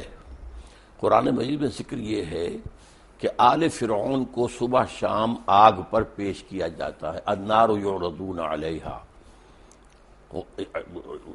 عشیًا، کوئی اس طرح کے الفاظ ہیں، تو پیش کیا جاتا ہے۔ وَيَوْمَ الْقِيَامَةِ أَدْخِلُوا آلَ فِرْعَوْنَ النَّارَ، قیامت کے دن وہ داخل کیے جائیں گے۔ یوم یقوم الحساب۔ ہاں، اس کے بعد جو ہے اصل داخلہ ہوگا، لیکن یہ ہے کہ یہ در حقیقت ایک انٹرمیڈیری فیز ہے، اور اس میں بھی ایک طرح کی کچھ سیمی کانشسنس، یہ ہم نہیں کہتے قبر کے اندر ہی ہو رہا ہے، بلکہ یہ عالم برزخ ہے۔ یہاں روح تو سے قبضے میں، عالم دنیا سے نکل کر عالم برزخ میں چلے گئے، روح تو قبضے میں۔ اب ہم نہیں جانتے کہ اس کی کیا شکل رہتی ہے۔ اصل میں عالم برزخ، عالم قیامہ، اس کے بارے میں جو کچھ معین کر کے بتا دیا گیا ہے، آنکھیں بند کر کے اس کو ماننا ہے۔ اس کی ڈیٹیلز میں جانے کے اندر خام خواہ کے جو چیزیں ہیں، غلط باتیں بحث تو میں اس کا مطلب یہ ساری جو کتابیں شتابیں ہیں، موت کا منظر، مرنے کے بعد کیا ہوگا، آدمی پڑھ کے ہی لرز جاتا ہے، یہ صحیح نہیں ہے۔ نہیں، میں کب کہہ رہا ہوں کہ صحیح نہیں ہے، یہ چونکہ احادیث نبویہ کے اندر موجود ہے۔ پہلے آپ نے صرف اصولی بات کی تھی، میں نے کہا تھا کہ اس کے اندر ہے، تو قرآن مجید میں یہ بھی ہے کہ یضاعف لہ العذاب یوم القیامہ، قیامت کے دن عذاب دگنا کیا جائے گا۔ یضاعف لہ العذاب یوم القیامہ سورہ الفرقان کے اندر ہے۔ اس کا مطلب ہے کہ قیامت سے پہلے بھی عذاب کی کیفیت ہے۔ اس کو میں اس طرح بیان کیا کرتا ہوں کہ آپ اگر دیکھیں کسی شخص نے امتحان دیا ہے اور اب اسے معلوم ہے کہ میں جو کچھ کر کے آیا ہوں، تو رزلٹ ڈکلیئر نہیں ہو رہا، پہلے جان سوکھ رہی ہوتی ہے اس کی کہ جو بھی نتیجہ نکلنا مجھے تو معلوم ہے۔ اسی لیے کہا گیا قرآن مجید میں وجوہ یومئذ ناظرۃ الی ربہا ناظرہ ووجوہ یومئذ باسرۃ تظن ان یفعل بہا فاقرہ، بہت سے چہرے اس دن جو ہے تر و تازہ ہوں گے، اپنے رب کی رحمت کے امیدوار ہوں گے، بہت سے چہرے سوکھے ہوئے ہوں گے، انہیں اندیشہ ہوگا کہ اب ان کے ساتھ کمر توڑ دینے والا سلوک۔ لیکن یہ بھی ہوگا کہ کوئی کسی کو پہچانے گا نہیں، کوئی رشتہ کسی کو نہیں پہچانے گا، نہیں، کہا کس نے کہا ہے؟ پہچانیں گے لیکن کوئی کسی کی مدد کو نہیں آئے، اون نہیں کرے گا۔ کوئی مدد کے لیے نہیں، بلکہ یہ کہ سب کو اپنی پڑی ہوگی، نفسی نفسی۔ تو بیسیکلی تو قرآن مجید میں قیامت کے دن کا حساب ہے، تو قبر کے اوپر ہماری قیاس رہی ہیں کہ کیا کیا ہو سکتا ہے۔ اس کے بارے میں بتانا، یہ عالم برزخ، آپ لفظ قبر کہیں، اب ایک شخص ہے سمندر میں ڈوب کر وجہ بڑا، قبر تو نہیں ہے۔ میں لیٹ می ریفریز، کیونکہ میرے پاس الفاظ کم ہے اصل میں۔ عالم برزخ میں تو آپ کی روح قید ہے، جی، آپ کی روح جو ہے وہ عالم برزخ میں قید ہے، لیکن آپ کا جسم جو ہے وہ تو قبر کے اندر ہے۔ ہم نہیں کہہ سکتے عالم برزخ میں انسان ہے، اور وہ کس کیفیت میں وہ ہم نہیں جانتے۔ ویسے یہ کہ یہ معاملہ جو ہے، مرے تو یہ ہے کہ کفار جو ہیں وہ بھی زندہ ہیں، ان پر بھی جو ہے جیسے کہ حضور نے کھڑے ہو کر جس یعنی گڑھے کے اندر دفن کیا تھا کفار کے جو مرے ہوئے لوگ تھے، ان سے خطاب کیا، تو اس حوالے سے یہ ہے کہ وہ بھی ہیں، لیکن ان کے لیے کچھ اور ہے عالم برزخ، اہل ایمان کے لیے کچھ اور ہے۔ اچھا، یہ کمنگ بیک، میں اس کے پارٹ 2 میں آ رہا ہوں کہ ہم بنی اسماعیل کا بھی ذکر نہیں ہے کہیں پہ قرآن میں، بنی اسرائیل کا ہے، بارہا ہے۔ آل یعقوب کی جب ہم بات کرتے ہیں تو اس میں بنی اسماعیل کو الگ تو نہیں کیا ہوا۔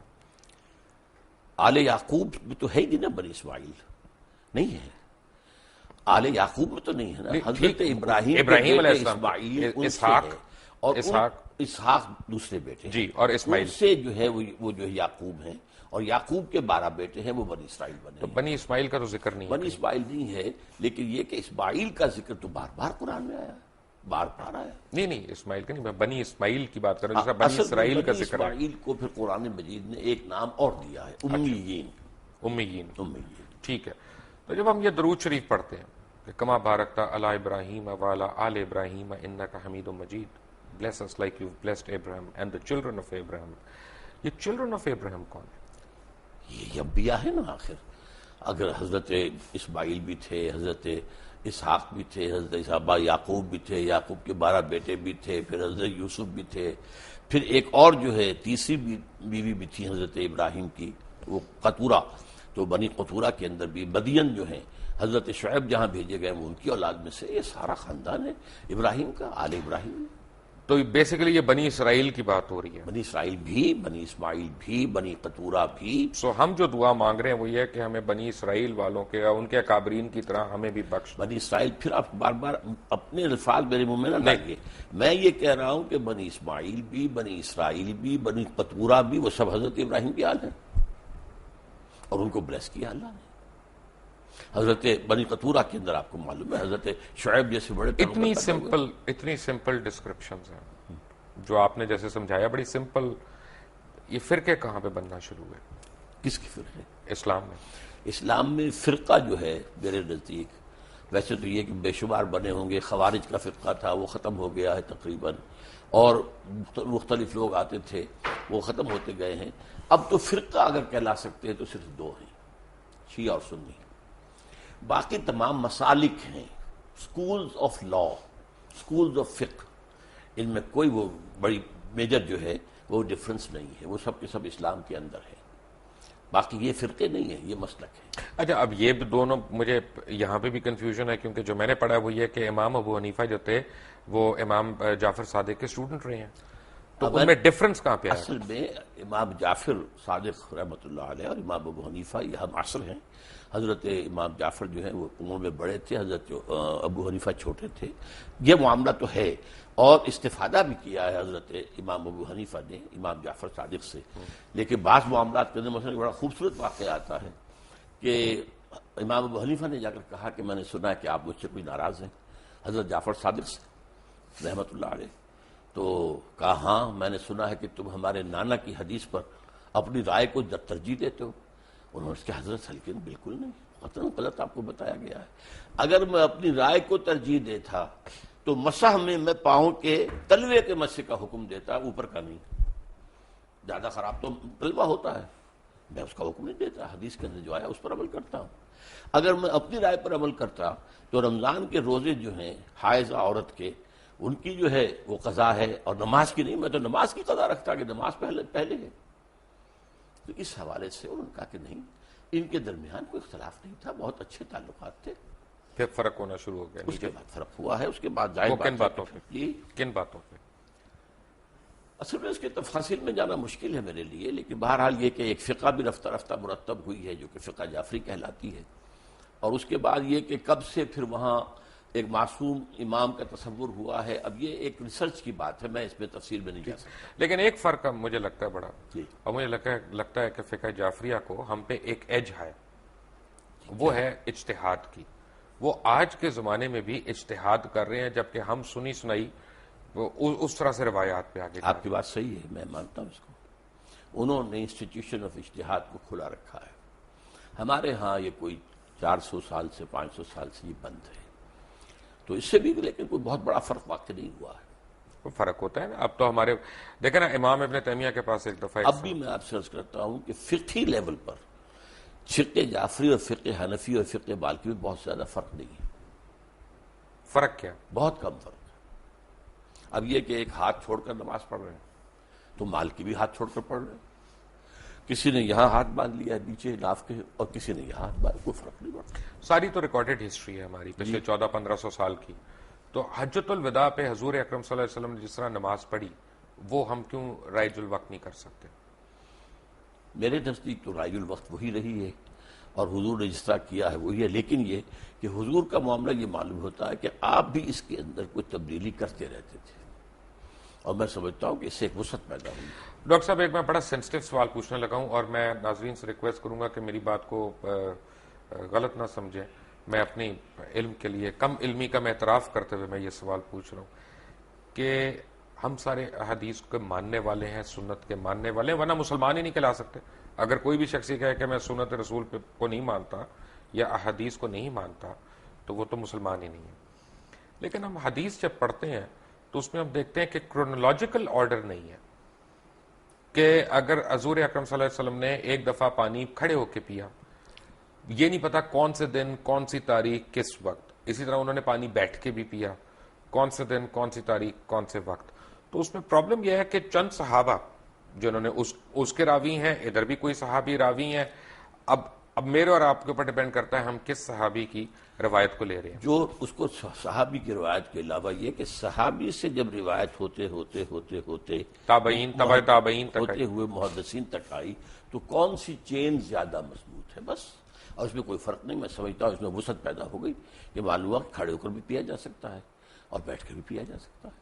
عام طور پر آپ بیٹھ کر پیتے تھے، لیکن کبھی ایسا بھی ہوا کہ آپ نے کھڑے ہو کے پیا، تو گویا کہ اس کا جواز ہے. کیونکہ کمنگ بیک ٹو عذاب قبر، 1 منٹ کے لیے اگر آپ اجازت دیں تو عذاب قبر کے اوپر میں واپس آؤں. میں نے جب قرآن مجید پڑھا، انسان کو پڑھتے رہنا چاہیے لیکن ہم ذرا کمزور لوگ ہیں، کبھی کبھی پڑھتے ہیں، تو جب پڑھتا جا رہا ہوں تو میں نے یہ دیکھا کہ اس میں کسی پیغمبر نے اپنی قوم کو عذاب قبر سے نہیں ڈرایا. جس نے بھی ڈرایا قیامت کے عذاب سے ڈرایا. لیکن قرآن مجید کے اندر میں آپ کو 2 حوالے دے چکا ہوں. تو یہ کہ یضاعف لہ العذاب یوم القیامہ، قیامت کے دن عذاب دگنا کر دیا جائے گا ان کے لیے، گویا کہ پہلے بھی عذاب کی کوئی شکل تھی. اور یہ کہ آل فرعون جو ہے صبح شام آگ پر پیش کیے جاتے ہیں، دکھا دی جاتی کہ یہ ہے تمہاری آخری منزل. لیکن قیامت کے دن پھر ان کو کہا جائے گا یوم القیامت ادخلوا آل فرعون النار. ٹھیک ہے، جب ہم پیغمبر اسلام کو ہم فالو کرتے ہیں ان لیٹر اینڈ ان اسپرٹ، اصل میں قرآن مجید میں دوسرے پیغمبروں کی بہت زیادہ تفصیلی تعلیمات آئی نہیں ہے. اصل میں جو ہے معاملہ ان کا توحید، رسالت، آخرت، اس کے اوپر زور تھا. اس سے پہلے تو بلکہ حضرت ابراہیم علیہ السلام سے پہلے تو کوئی معین یعنی وہ بھی نہیں تھی جس کو ہم شریعت کہتے ہیں، بلکہ ہم کہتے ہیں کچھ چیزیں فطرت کی ہیں جو حضرت ابراہیم سے ثابت ہیں. یہ سچ ہے کہ حضرت ابراہیم کو جب اللہ تعالیٰ نے حکم دیا کہ یہاں پہ اذان دو تو وہ ہنس پڑے. انہوں نے کہا کون آئے گا یہاں پہ؟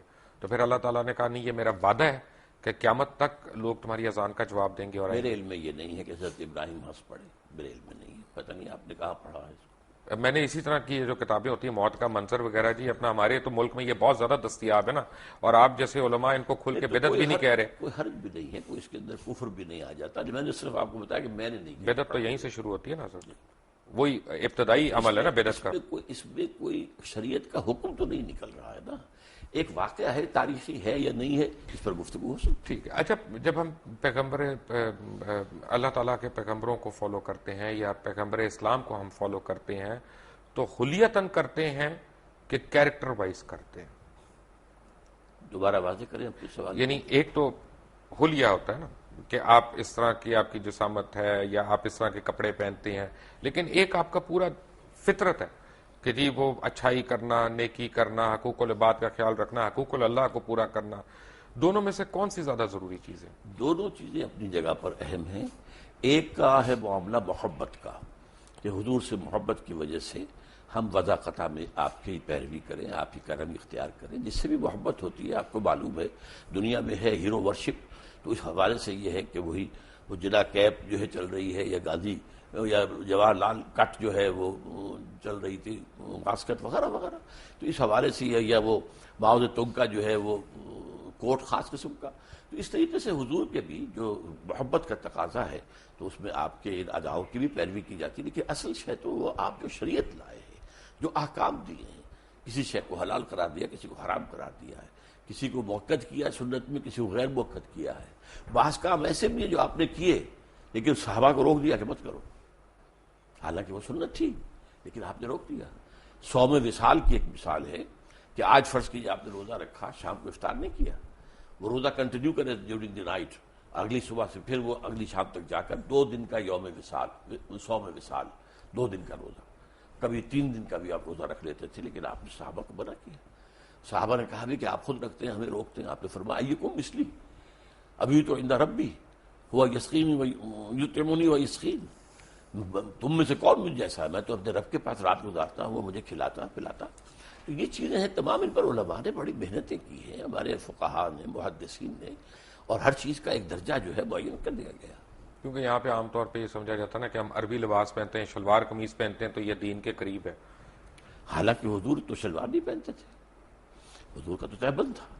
شلوار آپ کو پیش کی گئی اور آپ نے پسند کی کہ یہ اچھا لباس ہے، زیادہ ساتر ہے.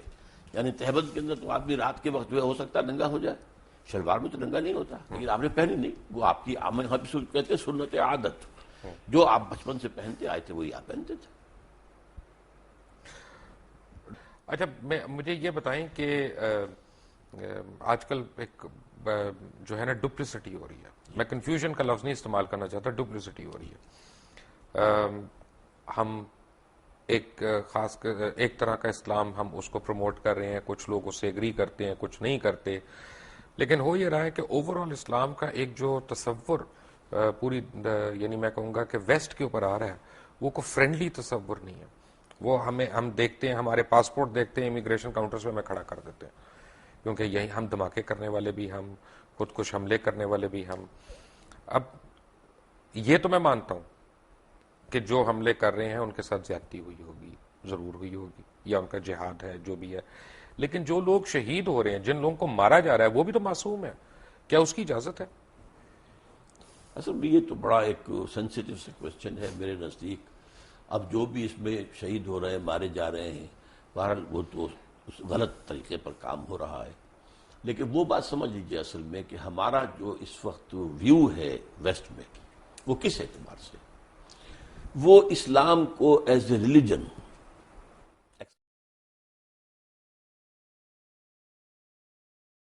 سوشو اکنامک سسٹم کے طور پر ماننے کو تیار نہیں ہے. اور انہیں خطرہ یہ نظر آ رہا ہے کہ دنیا میں مسلمانوں کے اندر ایک دبی ہوئی چنگاری ہے. وہ جو علامہ اقبال نے ابلیس کی مجلس شورا میں جو ابلیس سے کہلوایا تھا کہ نہ مجھے اشتراکیت سے کوئی ڈر ہے اور نہ جمہوریت سے ہے، اگر کوئی خطر مجھ کو تو اس امت سے ہے، اس کی خاکستر میں ہے اب تک شرار آرزو. ان میں ایک آرزو ہے کہ ہمارا ایک نظام تھا، ایک پولیٹیکل سوشو اکنامک سسٹم تھا، ہمارا اپنا جو کرمنل لا تھا، ہمارا سول لا تھا، ہمارے فیملی لاز تھے، ہمارے جو ہے لا آف ایویڈنس تھا، یہ سارے قوانین تھے ہمارے، چلے تھے، 1000 برس تک چلتے رہے. تو اب ہم دوبارہ جو ہے اس کو دنیا میں نافذ یہ چیز وہ ہے جو ویسٹ کو گوارا نہیں ہے. چنانچہ جیسے ہی پچھلی صدی کے اواخر میں یو ایس ایس آر ختم ہوا اور اس کے بعد نیٹو کو اثر نو آرگنائز کرنا شروع کیا گیا اور اس کی توسیع کی کوشش ہوئی، تو پوچھا گیا تھا نیٹو چیف سے کہ اب کس کے لیے؟ وہ آپ کا دشمن تو مر گیا، مرا پڑا، آپ کے قدموں میں پڑا، آپ سے بھیک مانگ رہا ہے، امداد مانگ رہا ہے. انہوں نے کہا تھا اب ہمیں خطرہ اسلامک فنڈامنٹلزم سے ہے. یہ ہے اصل جو خطرے کی بات ہے کہ جو انہیں ہے. اسی کو کرش کرنے کے لیے آپ اندازہ کیجیے جتنی بڑی جو ہے کولیشن بنی ہے افغانستان کے لیے، عراق کے لیے کیوں نہیں بن سکی؟ کیونکہ عراق میں کوئی اسلامی ایشو نہیں تھا، مذہبی ایشو نہیں تھا، وہاں تیل کا معاملہ تھا یا جو بھی تھا. میرے نزدیک وہ پہلا قدم تھا گریٹر اسرائیل کی طرف، اس لیے کہ جب صدام کی حکومت ختم ہوئی ہے اور اس کے مجسمے گرے ہیں تو شیرون نے کہہ دیا تھا پہلے دن ان قریب عراق پر ہمارا قبضہ ہوگا. It was the first step towards the establishment of Greater Israel. یہاں ایران، یہاں افغانستان میں تو ایسی باتیں نہیں تھی. گریٹر اسرائیل کے تو تھریٹ ہم بھی ہیں، ہم کیونکہ نیوکلیئر پاور ہیں. گریٹر اسرائیل کے تھریٹ ہم نہیں ہے، we are not included in that. وہ جو بھی ہے ہمارے نیوکلیئر پاور کے خلاف جو بھی کریں، لیکن گریٹر اسرائیل جو ہے عراق ہے، شام ہے، سیریا ہے، لبنان ہے، اور حجاز کا بھی شمالی علاقہ ہے، مدینہ اور خیبر وغیرہ جہاں یہودی آباد تھے، اور ترکی کا بھی جنوبی علاقہ ہے، اور مصر کا جو بہترین علاقہ زرخیز ڈیلٹا کا، وہ سارا اس میں ہے. ویسے کافی میں یہودیوں کو جانتا ہوں جو نیو یارک وغیرہ میں رہتے ہیں، وہ بڑے خلاف ہیں اسرائیلیوں کے، کیونکہ ان کی کتابوں میں لکھا ہے کہ اسرائیل جب یہاں پہ بنے گا تو وہ آخرت کے قریب ہوگا. ہاں، لیکن یہ کہ ان کے ہاں یہ تحریک زائنزم جو ہے یہ اصل میں بنیادی طور پر سارے یہودیوں کی نہیں ہے، بلکہ یہ سیکولر ٹائپ آف جیوز کی ہے.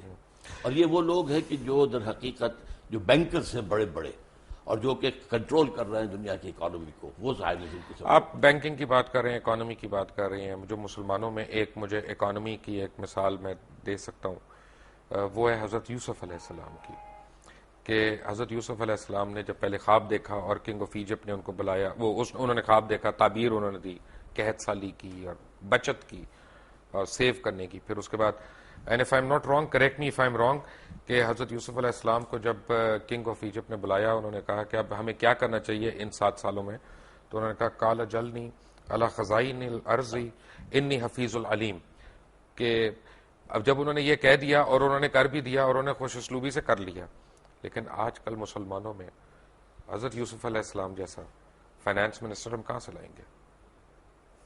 اصل میں تو مسلمان جو کہ بحثیت مجموعی کئی 100 سال کا ایک سلائیڈ ہے جو نیچے جا رہے ہیں، علمی طور پر جا رہے ہیں، سائنس کے علوم کے اعتبار سے جا رہے ہیں، ٹیکنالوجی کے اعتبار سے جا رہے ہیں.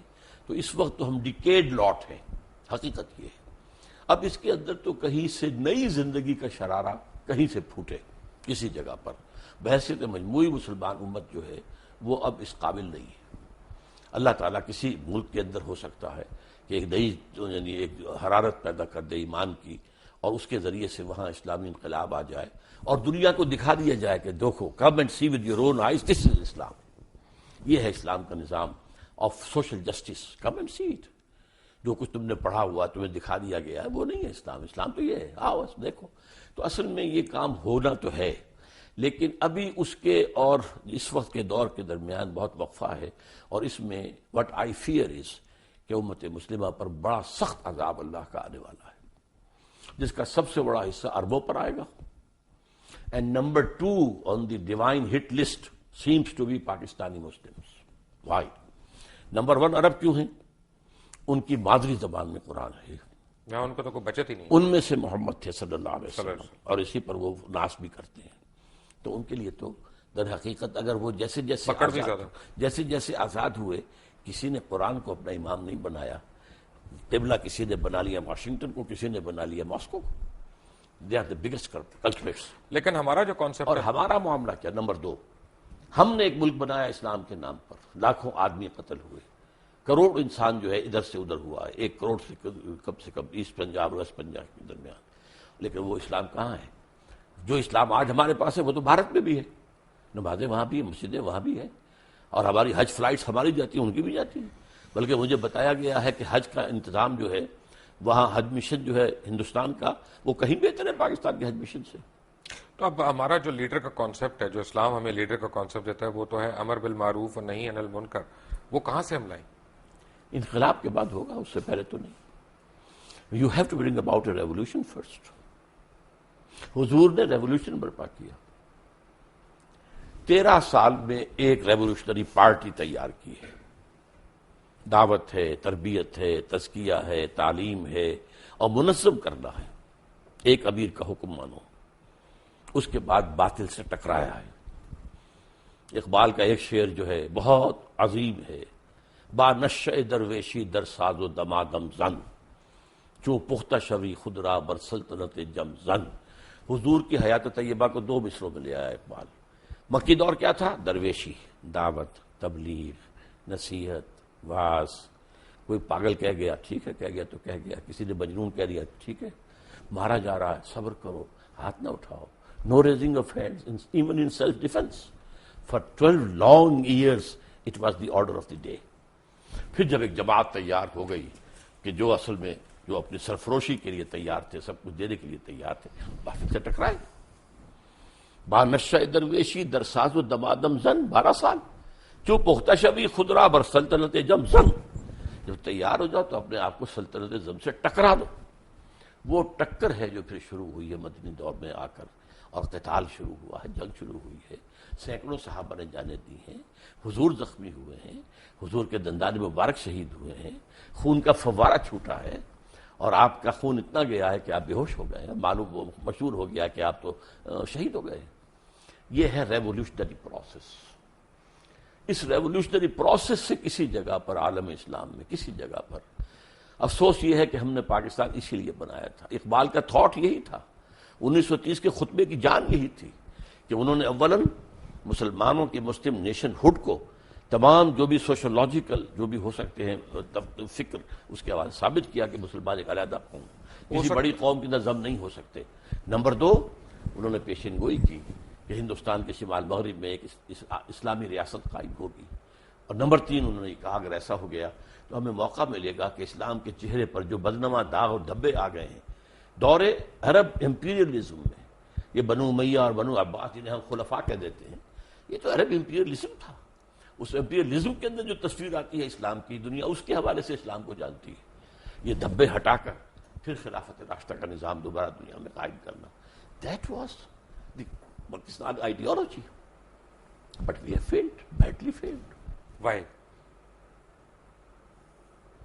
لمبی داستان ہے, بہت بات. میں سمجھتا ہوں کہ ان میں اصل میں ایک تو جو مسلم لیگ کی تحریک کے اندر کچھ انہیرنٹ ویکنیسز تھیں وہ سامنے آئی. مسلم لیگ کی تحریک ایک تحریک تھی, موومنٹ جو آندھی کی طرح آتی ہے اور بگولے کی طرح نکل جاتی ہے. تحریک جو ہے اس کے ساتھ جب تک کہ کوئی مضبوط جماعتی ڈھانچہ نہ ہو, کارڈرز, معین کارڈرز کے ساتھ ایک مضبوط جماعت, وہ آگے نہیں چل سکتی. یہی فرق تھا مسلم لیگ میں اور کانگریس میں. کانگریس ایک مضبوط جماعت تھی, اس کے کارڈرز تھے, اس کا نظم تھا. مسلم لیگ کا نہیں تھا معاملہ, وہ تو ایک تحریک تھی. اور در حقیقت ایک چونکہ ایمرجنسی کی حالت پیدا ہو چکی تھی کہ مسلمانوں نے ہند کا کیا جو ہے مستقبل ہوگا, تو اس حوالے سے پاکستان بنتے ہی مسلم لیگ تو ختم ہو گئی, جسٹ میلٹڈ اوے. اور اس کے بعد کیا ہوا؟ چونکہ مسلم لیگ کی زیادہ قیادت مائنورٹی پروونسز سے آئی ہوئی تھی، ظاہر بات ہے کہ یہاں کے سنز آف دی سوائل تو وہ نہیں تھے، اب مرنا بھی تھا، ایک ایک کر کے مر گئے، اور ظاہر سے پھر یہاں پر تو سارا معاملہ جو آیا ہے پھر وڈیروں کے ہاتھ میں آ گیا، بیوروکریسی کے ہاتھ میں آ گیا، اور اس میں ایک بہت بڑی غلطی مولانا مودودی سے ہوئی، وہی جس کا پہلے ذکر ہو چکا ہے۔ وہ پاکستان موومنٹ سے علیحدہ رہے، انہوں نے ساتھ نہیں دیا، انہوں نے کہا کہ ہم ایک اصولی اسلامی تحریک جو ہے وہ برپا کر رہے ہیں، لیکن پاکستان میں آ کر ان سے غلطی ہوئی، انہوں نے الیکشن میں حصہ لے کر اور ایک پولیٹیکل پارٹی بنا دیا، اور نتیجہ کیا ہوا؟ اب گویا کہ اسلام ایک پولیٹیکل ایشو بن گیا۔ اس سے پہلے مولانا مودودی مطالبہ لے کر کھڑے ہوئے تھے اسلامی دستور کا، اس وقت تک چونکہ جماعت پولیٹیکل پارٹی نہیں تھی تو تمام حلقے جتنے تھے مذہبی انہوں نے ان کا ساتھ دیا۔ ایک غلطی یہ تھی کیا؟ کانسٹیٹیوشن 1973 کا جو پروگرام شروع ہونے سے پہلے میں آپ سے ذکر کر رہا تھا، جس میں آپ نے مجھ سے پیج پوچھا تھا، میں نے پیج 129 آپ کو کوٹ کیا تھا۔ جب ہم بریک سے آئیں گے تو ہم اس کے اوپر بات کریں گے کہ اسلام ممانعت کرتا ہے بڑی سختی سے فرقہ بندی کی، ہمارا آئین جو ہے فرقوں کو ریکگنائز کر رہا ہے، اور چاہے وہ انفرادی طور پہ کر رہا ہے چاہے وہ اجتماعی طور پہ کر رہا ہے۔ ڈاکٹر صاحب میں نے آپ کو کانسٹیٹیوشن دکھایا، اس میں پریمبل میں ایک چیز لکھی ہوئی ہے کہ wherein the principles of democracy, freedom, equality, tolerance and social justice as enunciated by Islam shall be fully observed۔ اور دوسرا آگے پیج 129 پہ اسلامک پروویژنس کے اوپر لکھا ہے کہ in the application of this clause to the law of any Muslim sect, the expression Quran and Sunnah shall mean the Quran and Sunnah as interpreted by the sect۔ تو پہلی بات تو یعنی دو سوال، ورڈ پرسنل لا وہ اب کہاں گیا؟ Personal law of any Muslim اس کو سیکٹ۔ کہیے۔ پہلا تو یہ ہے کہ ڈیموکریسی اور اسلام جی ان کا مجھے تو تضاد لگتا ہے۔ مجھے نہیں لگتا، میں بتاتا ہوں آپ۔ بسم اللہ۔ Democracy as such is kufr and shirk. It is based on the principle of popular sovereignty. اسلام میں sovereignty belongs to God. اللہ بالکل سروری زیبا فقط اس ذات بے ہمتا کو ہے، حکمراں ہے ایک وہی باقی بتانے آسری۔ اچھا، اس کا نتیجہ کیا ہے؟ اللہ کی کتاب اور اس کے رسول کی سنت، اس کی پابندی کرنی پڑے گی۔ اس کے اندر امرہم شورا بینہم، جہاں اللہ اور اس کے رسول کا کوئی حکم نہیں ہے وہاں بھی مشورے سے معاملہ طے کر لو۔ کوئی اتھارٹیرینزم، کوئی ڈکٹیٹرشپ نو، کوئی ڈائنیسٹی نو، امرہم شورا بین، دس از جمہوریت، اسلامی جمہوریت۔ You can say it's a controlled democracy, limited democracy. Limited by the injunctions of the Quran and the Sunnah, not by any person or any dynasty or any monarch, no whatsoever, by injunctions of the Quran and Sunnah. میں اس کی مثال دیا کرتا ہوں، بہت سادہ سی ہے، 2 minute میں ذرا لے لیجئے کہ اگر آپ کے پاس ایک گھوڑا ہے، آپ چاہتے ہیں کہ وہ بھاگے بھی نہ لیکن یہ کہ جڑ بھی نہ جائے اس کے ہاتھ پاؤں، تو آپ نے 200 گز کی رسی سے باندھ دیا ایک کھونٹے کے ساتھ۔ اب ایک سرکل وجود میں آ جائے گا 200 یارڈز جو ہے ریڈیس کا، اس میں گھوڑا آزاد ہے، مشرق جائے، مغرب جائے، شمال جائے، جنوب جائے، 150 گز جائے، 200 گز سے ایک گز نہ ادھر نہ ادھر نہ ادھر نہ ادھر۔ This is Islam. Injunctions of the Quran and Sunnah, that is the circle, you can't cross it. لا تعتدوا حدود اللہ، تلک حدود اللہ فلا تعتدوها، تلک حدود اللہ فلا تقربوها۔ یہ حدود اللہ ہیں، اللہ اور اس کے رسول کی سنت، اور اس کو آپ نے البتہ اس کے اندر، اب اس کے اندر فرض کیجئے کہ ایک گھر کے اندر آپ ایک پارٹی جو ہے وہ دینا چاہتے ہیں لوگوں کو، آپ اس کے اندر بھائی ڈرنک کیا دی جائے، ایک چیز ختم ہو جائے گی، شراب نہیں دی جائے گی، وہ حرام ہے، وہ دائرے سے باہر نکل گئی۔ اب 7 اپ دیں، روح افزا دیں، کیا دیں، وہ آپس میں مشورے سے طے کر لیں۔ دائرے کے اندر جو کچھ ہے مباح ہے، اس مباح میں آپ اپنے مشورے سے by counting votes you can decide. So this is Islamic democracy. ٹھیک ہے، الحمدللہ۔ اپنا مجھے اس میں کوئی اعتراض نہیں ہے، یعنی ان سینس کہ خدا نخواستہ ہو بھی نہیں سکتا، لیکن میرا مطلب ہے کہ میرے حساب سے تو ڈیموکریسی اور جو موجودہ ڈیموکریسی ہے جو اس کا تضاد ہے، ہیومن ساورنٹی، کیونکہ اگر میرے لیے حضور صلی اللہ علیہ وسلم کی ذات ایک طرف، ان کا حکم ایک طرف، پوری کائنات ایک طرف، بالکل میں تو اس طرف جاؤں گا۔ اللہ کا حکم اور رسول کا حکم، بالکل تو نہیں، رسول کا حکم وہی ہوگا جو اللہ کا حکم ہے، رسول نے بھی تو وہی کہنا ہے جو اللہ نے کہا۔ کیٹیگریز 2 ہیں، ایک اللہ کا حکم ہے جو قرآن میں آیا ہے، ایک حدیث ہے جو حضور کا حکم ہے۔ چلیں نیکسٹ پلیز۔ ڈاکٹر صاحب لاسٹ میں جس چیز پہ آپ سے میں تفصیل چاہتا ہوں، آپ نے پہلے کہا کہ ذرا سینسٹیو معاملہ ہے، لیکن سورہ بقرہ میں اللہ تعالیٰ نے فرمایا کہ وَإِذْ قَالَ لَا تُفْسِدُوا فِي الْأَرْضِ، اور پھر آگے آیا کہ قَالُوا إِنَّمَا نَحْنُ مُصْلِحُونَ وَهُمُ الْمُفْسِدُونَ وَإِنَّهُمْ كَانُوا عَذَابٌ أَلِيمًا، کہ تم میں سے ایسے لوگ ہوں گے جو دنیا میں فساد کریں گے، اور جب ان کو روکا جائے گا تو کہیں گے کہ ہم تو اصلاح کرنے والوں میں سے ہیں، لیکن وہی فسادی لوگ ہیں اور ان کے لیے آخرت میں دردناک عذاب ہے۔ تو اللہ تعالیٰ یہ کن کے متعلق کہتا ہے؟ ہاں ذرا اس کے لیے جہاں سے ہماری ایک بات ختم ہوئی تھی نا، حضور نے انقلاب برپا کرنے میں پہلے 12 سال مکے میں جو جہاد باللسان کہہ لیں، جہاد بالقرآن کہہ لیں، جو بھی کہیں، جہاد نفس کے ساتھ کیا، جماعت تیار کر لی، اس کے بعد آپ نے باطل سے ٹکر شروع کی۔ اب دیکھیے ہر کسی انقلابی تحریک کے ساتھ آنے والے سب لوگ ایک طرح کے نہیں ہوتے، کچھ لوگ وہ ہوتے ہیں ہر چہ باد آباد، ماں کشتی درا بنداختیم، اب جو ہو سو ہو، یہ کشتی اگر چلے گی تو ہم بھی جئیں گے ورنہ ڈوبنے کو تیار ہیں، جو قربانی چاہیے حاضر ہیں۔ کچھ لوگ جو ہیں کسی چیز کی بیوٹی جو ہے اٹریکٹ تو کر لیتی ہے، بات ٹھیک ہے یہ، لیکن اس کے لیے قربانی دینا، جان اور مال کا خطرہ لینا، اس پہ ذرا وہ پھر پیچھے ہٹنے شروع ہوتے ہیں۔ یہ طبقہ پیدا ہوا ہے مدینے کے اندر، مکے میں نہیں تھا، لیکن قرآن مجید کے پہلے 2 رکوعوں میں سے پہلے رکوع میں جو اہل ایمان مکے میں تیار ہو چکے تھے ان کا نقشہ ہے، اور جو مکے میں لوگ کفر پر اڑ چکے تھے ان کا ذکر ہے۔ پھر اب یہ تیسری کیٹیگری آئی ہے، یہ کہتے تو ہیں کہ ہم اللہ پر اور یوم آخر پر ایمان رکھتے ہیں، حقیقی ایمان ان میں نہیں ہے۔ ان کا معاملہ یہ ہوا تھا جب حضور نے، میں نے آپ سے کہا 6 مہینے آپ نے لیے 3 کام کیے، کنسٹرکشن آف دی ماسک، اور بھائی چارہ مہاجرین اور انصار میں، اور یہودیوں کو جکڑ لیا ایک معاہدے میں، میثاق مدینہ۔ اس کے بعد آپ نے ایڈوانس شروع کر دیا، مکے کی طرح چھوٹے چھوٹے دستے بھیجنے شروع کر دیے، پرووکیشن کر رہے ہیں آپ۔ تو ان لوگوں کا یہ کیا کر رہے ہیں، یہ قریش کے ساتھ بڑھواؤ گے، ہمیں مرواؤ گے، کیا کرو گے؟ اب انہوں نے حضور کے خلاف بات شروع کی۔ اب یہاں ایک پارٹی ڈسپلن تھا، حضور اللہ کے نبی بھی تھے، رسول بھی تھے صلی اللہ علیہ وسلم، اور مسلمانوں کے امیر بھی تھے، سپہ سالار بھی تھے۔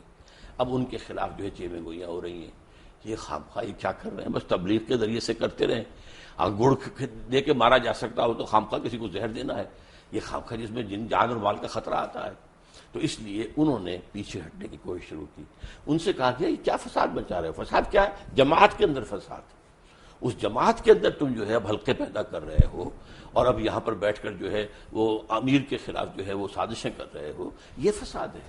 ان کا نہیں، ہم تو در حقیقت اصلاح کرنے والے ہیں، ہم کہتے ہیں کہ تم کیوں قریش سے ٹکرا رہے ہو، فساد تو تم پیدا کر رہے ہو، ہم تو نہیں کر رہے۔ لیکن انہوں نے کہا کہ اصل میں مفسد یہی ہے، اس لیے کہ وہ تو اس بڑے فساد کو ختم کرنے کے لیے جہاد کرنا پڑے گا اب، شرک کے خاتمے کے لیے اور اللہ کی حکومت قائم کرنے کے لیے۔ اس لیے کہ اللہ تعالیٰ نے 3 مرتبہ حضور کے لیے فرمایا ہے قرآن میں، هو الذی ارسل رسولہ بالہدی ودین الحق لیظہرہ علی الدین کلہ، کسی اور نبی کے لیے یہ الفاظ نہیں آئے، بھیجا ہی اس لیے تاکہ اس دین حق کو نافذ کرے اور غالب کرے، لہذا آپ کو تو یہ کام کرنا ہی کرنا تھا۔ تو اس وجہ سے انہوں نے جب کہا گیا، ان سے کہا گیا آمنوا کما آمن الناس، میں دیکھو دوسرے لوگوں کو دیکھو وہ ایمان لائے، یہ دیکھو ابو بکر ہیں، عمر ہیں، فلاں ہیں، طلحہ ہیں، زبیر ہیں، علی ہیں، حمزہ ہیں، ہاں تم بھی ایسے ایمان۔ ان کا یہ تو بیوقوف لوگ ہیں، انہیں اپنے مفاد کی فکر ہی نہیں، نہ یہ دائیں دیکھتے نہ بائیں دیکھتے، جسے ہم کہیں گے فینیٹکس، یہ تو فینیٹکس ہیں، پاگل ہیں، انہیں اپنے مفادات کی اور اپنی مصلحتوں کا فکر، ہم تو ایسے بیوقوف نہیں ہیں۔ یہ ہے سارا پس منظر اس کا، کہ یہ منافقین تھے، اور منافقین میں بھی ایک خاص بات نوٹ کریں گے کہ وہاں ایمفیسس کیا ہے، وَمِنَ النَّاسِ مَن يَقُولُ آمَنَّا بِاللَّهِ وَالْيَوْمِ الْآخِرِ، رسول کا ذکر نہیں ہے۔ اصل مسئلہ کیا تھا، رسول کی اطاعت ان کو بڑی شاق تھی، اور بلکہ وہ یہ بھی کہتے تھے کہ ابھی قرآن میں تو حکم آئی نہیں، اور انہوں نے پہلے شروع کر دی چھیڑ چھاڑ۔ پھر سورہ محمد نازل ہوئی ہے، اور اس میں یہ ہے کہ پورا قتال کا حکم آ گیا ہے، اب وہ لاجواب ہو گئے۔ لیکن یہ ہے کہ وہ بہرحال اپنے جس کو آپ کہتے ہیں ڈریگنگ دی فیٹ، کہ وہ اب اس معاملے میں آگے نکلنے کو آنے کو تیار نہیں تھے، پیچھے ہٹنے شروع ہو گئے۔ یہ وہ طبقہ تھا۔ جب تک کہ آپ حضور کی سیرت کو ایک ڈائنامک اور انقلابی انداز میں نہیں سمجھیں گے، آپ کی سمجھ میں نہیں آئے گا۔ ایک چلتے چلتے میں ایک آپ کو میں سوال پوچھوں گا، حالانکہ میں نے کہا تھا لاسٹ کویسچن، کہ آپ یہ نہیں سمجھتے کہ ہم مسلمانوں کا ایک المیہ یہ ہے کہ ہمیں اپنے دین کا ہی نہیں پتہ، نہ ہم پتہ کرتے ہیں، بس سینہ بسینہ جو کہاوتیں ہماری چلی آ رہی ہوتی ہیں ان پہ ہمارا پورا ایمان بیسڈ ہے، خود ہم تحقیق نہیں کرتے، خود قرآن مجید کو پڑھتے نہیں، تفاسیر کو نہیں کھولتے، اور یہ کمی ہے بڑی ہم سے سیریس۔ آپ کی اس بات سے 100% اتفاق ہے، میں نے اپنی زندگی کے 50 برس اسی کام میں لگائے کہ قرآن پڑھوں اور پڑھاؤں، سیکھوں اور سکھاؤں، سمجھوں اور سمجھاؤں. خاص طور پر ایجوکیٹڈ لوگ، ڈاکٹرز ہیں، MBBS ہیں، PhDs ہیں، انجینئرس ہیں، جو شعور رکھتے ہیں. کم سے کم 100 ایسے نوجوان تیار کر چکا ہوں، ہائیلی کوالیفائڈ، جو میری ہی طرح درس قرآن اب دے رہے ہیں، اور میں نے اپنی زندگی اس کام میں لگائی. لیکن پھر یہ کہ میں نے اس کے بعد اب صرف ایک علمی بات نہیں ہے، یہ ایک اکیڈمک چیز نہیں ہے، بلکہ قرآن کی دعوت اور اس دین کو قائم کرنے کے لیے جماعت قائم کی ہے تنظیم اسلامی کے نام سے، بیعت کی بنیاد پر قائم کی ہے، جو آج کی دنیا میں بہت ہی لوگوں کے لیے حیرت انگیز بات ہے. آپ کے پرنانا نے بیعت کی تھی مولانا ابوالکلام آزاد کے ہاتھ پر، بیعت کی بنیاد پر حزب اللہ بنی 1913 میں. لیکن اس کے بعد تو معاملہ غلط. مولانا مودودی نے جماعت بنائی، بیعت کا معاملہ نہیں کیا. ہم نے بنائی ہے بیعت کی بنیاد پر ہے، اور بیعت بھی ایک حدیث صحیح، بایعنا رسول اللہ صلی اللہ علیہ وسلم علی السمع والطاعۃ فی العسر والیسر والمنشط والمکرہ وعلی اثرۃ علینا وعلی الا ننازع الامر اہلہ وعلی ان نقول بالحق عندما كنا لا نخاف فی اللہ لومۃ لائم.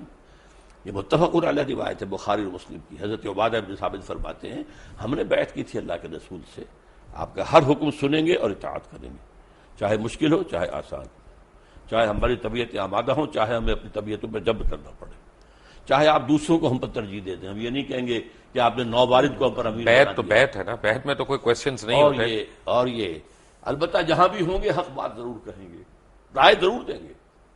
اور اس وجہ سے خامخواہی بات پہ لوگ ہنسی پڑیں گے کہ دیکھو یہ کیا کہہ رہا. نہیں، لا نخاف فی اللہ لومۃ لائم، بات اپنی حق کہہ دینی ہے لیکن فیصلہ امیر کا ہوگا. یہ بیعت ہے جس پر کہ ہم نے تنظیم اسلامی قائم کی ہے. ڈاکٹر صاحب آپ کا بہت بہت شکریہ، آپ آئے اور آپ نے مختلف سوالوں کے جوابات دیے، اور میں آپ کا بالخصوص اس وجہ سے شکر گزار ہوں کیونکہ ہمارے بڑے اچھے نامور علماء جو ہیں سیاست کے اوپر بات کرنا پریفر کرتے ہیں، مذہب کے اوپر بات کرنا پریفر نہیں کرتے. اور جب ہم مذہب کے اوپر بات کرتے ہیں تو ہماری اپنی جستجو ہوتی ہے، ہمارا جو شوق علم ہے وہ جو ہے ہمیں کیا کہتے ہیں سختی سے مائل کر رہا ہوتا ہے کہ نہیں یہ پوچھنا ہے یہ پوچھنا ہے. خدا نہ خواستہ اس کا مقصد گستاخی نہیں ہوتا، کہیں ایسا نہ آپ سمجھیے گا. میں چلتے چلتے اپنے ناظرین کو ایک بات کہوں کہ جیسے میں نے سورہ غاشیہ کی ایک آیت کی میں ایک انٹرپریٹیشن ڈاکٹر صاحب کو دے رہا تھا، تو ایک حدیث نبوی ہے، میں اس کی اکثر لوگوں کو بات بتاتا ہوں اپنے دوستوں کو کہ علم حاصل کرنے کے لیے چین بھی جانا پڑے تو جاؤ، علم کی جستجو اس کے لیے اگر چین بھی جانا پڑے تو جاؤ. تو the way I look at it وہ یہ ہے کہ حضور انور صلی اللہ علیہ وسلم تو اس وقت مکے میں تھے یا مدینے میں اس وقت تشریف رکھتے تھے جب یہ حدیث آئی. تو چائنا کیوں جائیں جبکہ ساری دنیا ساری کائنات کا علم جو ہے وہ عرب کے اندر ہے؟ تو چائنا کیوں جائیں؟ بات یہ کہ ایک تشبیہ تھی کہ آپ چائنا جا رہے ہیں، پہلے آپ ایک ریگستان کراس کر رہے ہیں، اس کے بعد آپ ایک سمندر کراس کر رہے ہیں، اس کے بعد ایک ماؤنٹ ایوریسٹ آپ کراس کر رہے ہیں. تو دنیا میں 3 سب سے بڑے آبسٹیکلز ہیں، اگر وہ آگے پیچھے کھڑے ہیں تب بھی ہوں سائڈ بائی سائڈ تب بھی آپ علم کے حصول کے لیے جائیں. تھوڑی سی غلطی ہے، سمندر بیچ میں کوئی نہیں آتا تھا. جی سمندر بیچ میں کوئی عربین سی ہے نا، عربین سی نہیں. آپ اگر عرب سے چلیں گے تو سارا خشکی کا راستہ ہے. ایک تو آپ کا میپ ہر جگہ کے پڑے ہوئے ہیں. ڈاکٹر صاحب کے میپ سے چلیں گے جی، ہم انشاءاللہ اپنے میپ سے نہیں جا سکتے، آپ کے پیچھے پیچھے چلیں گے. ڈاکٹر اسرار احمد آج ہمارے درمیان تھے. Until tomorrow.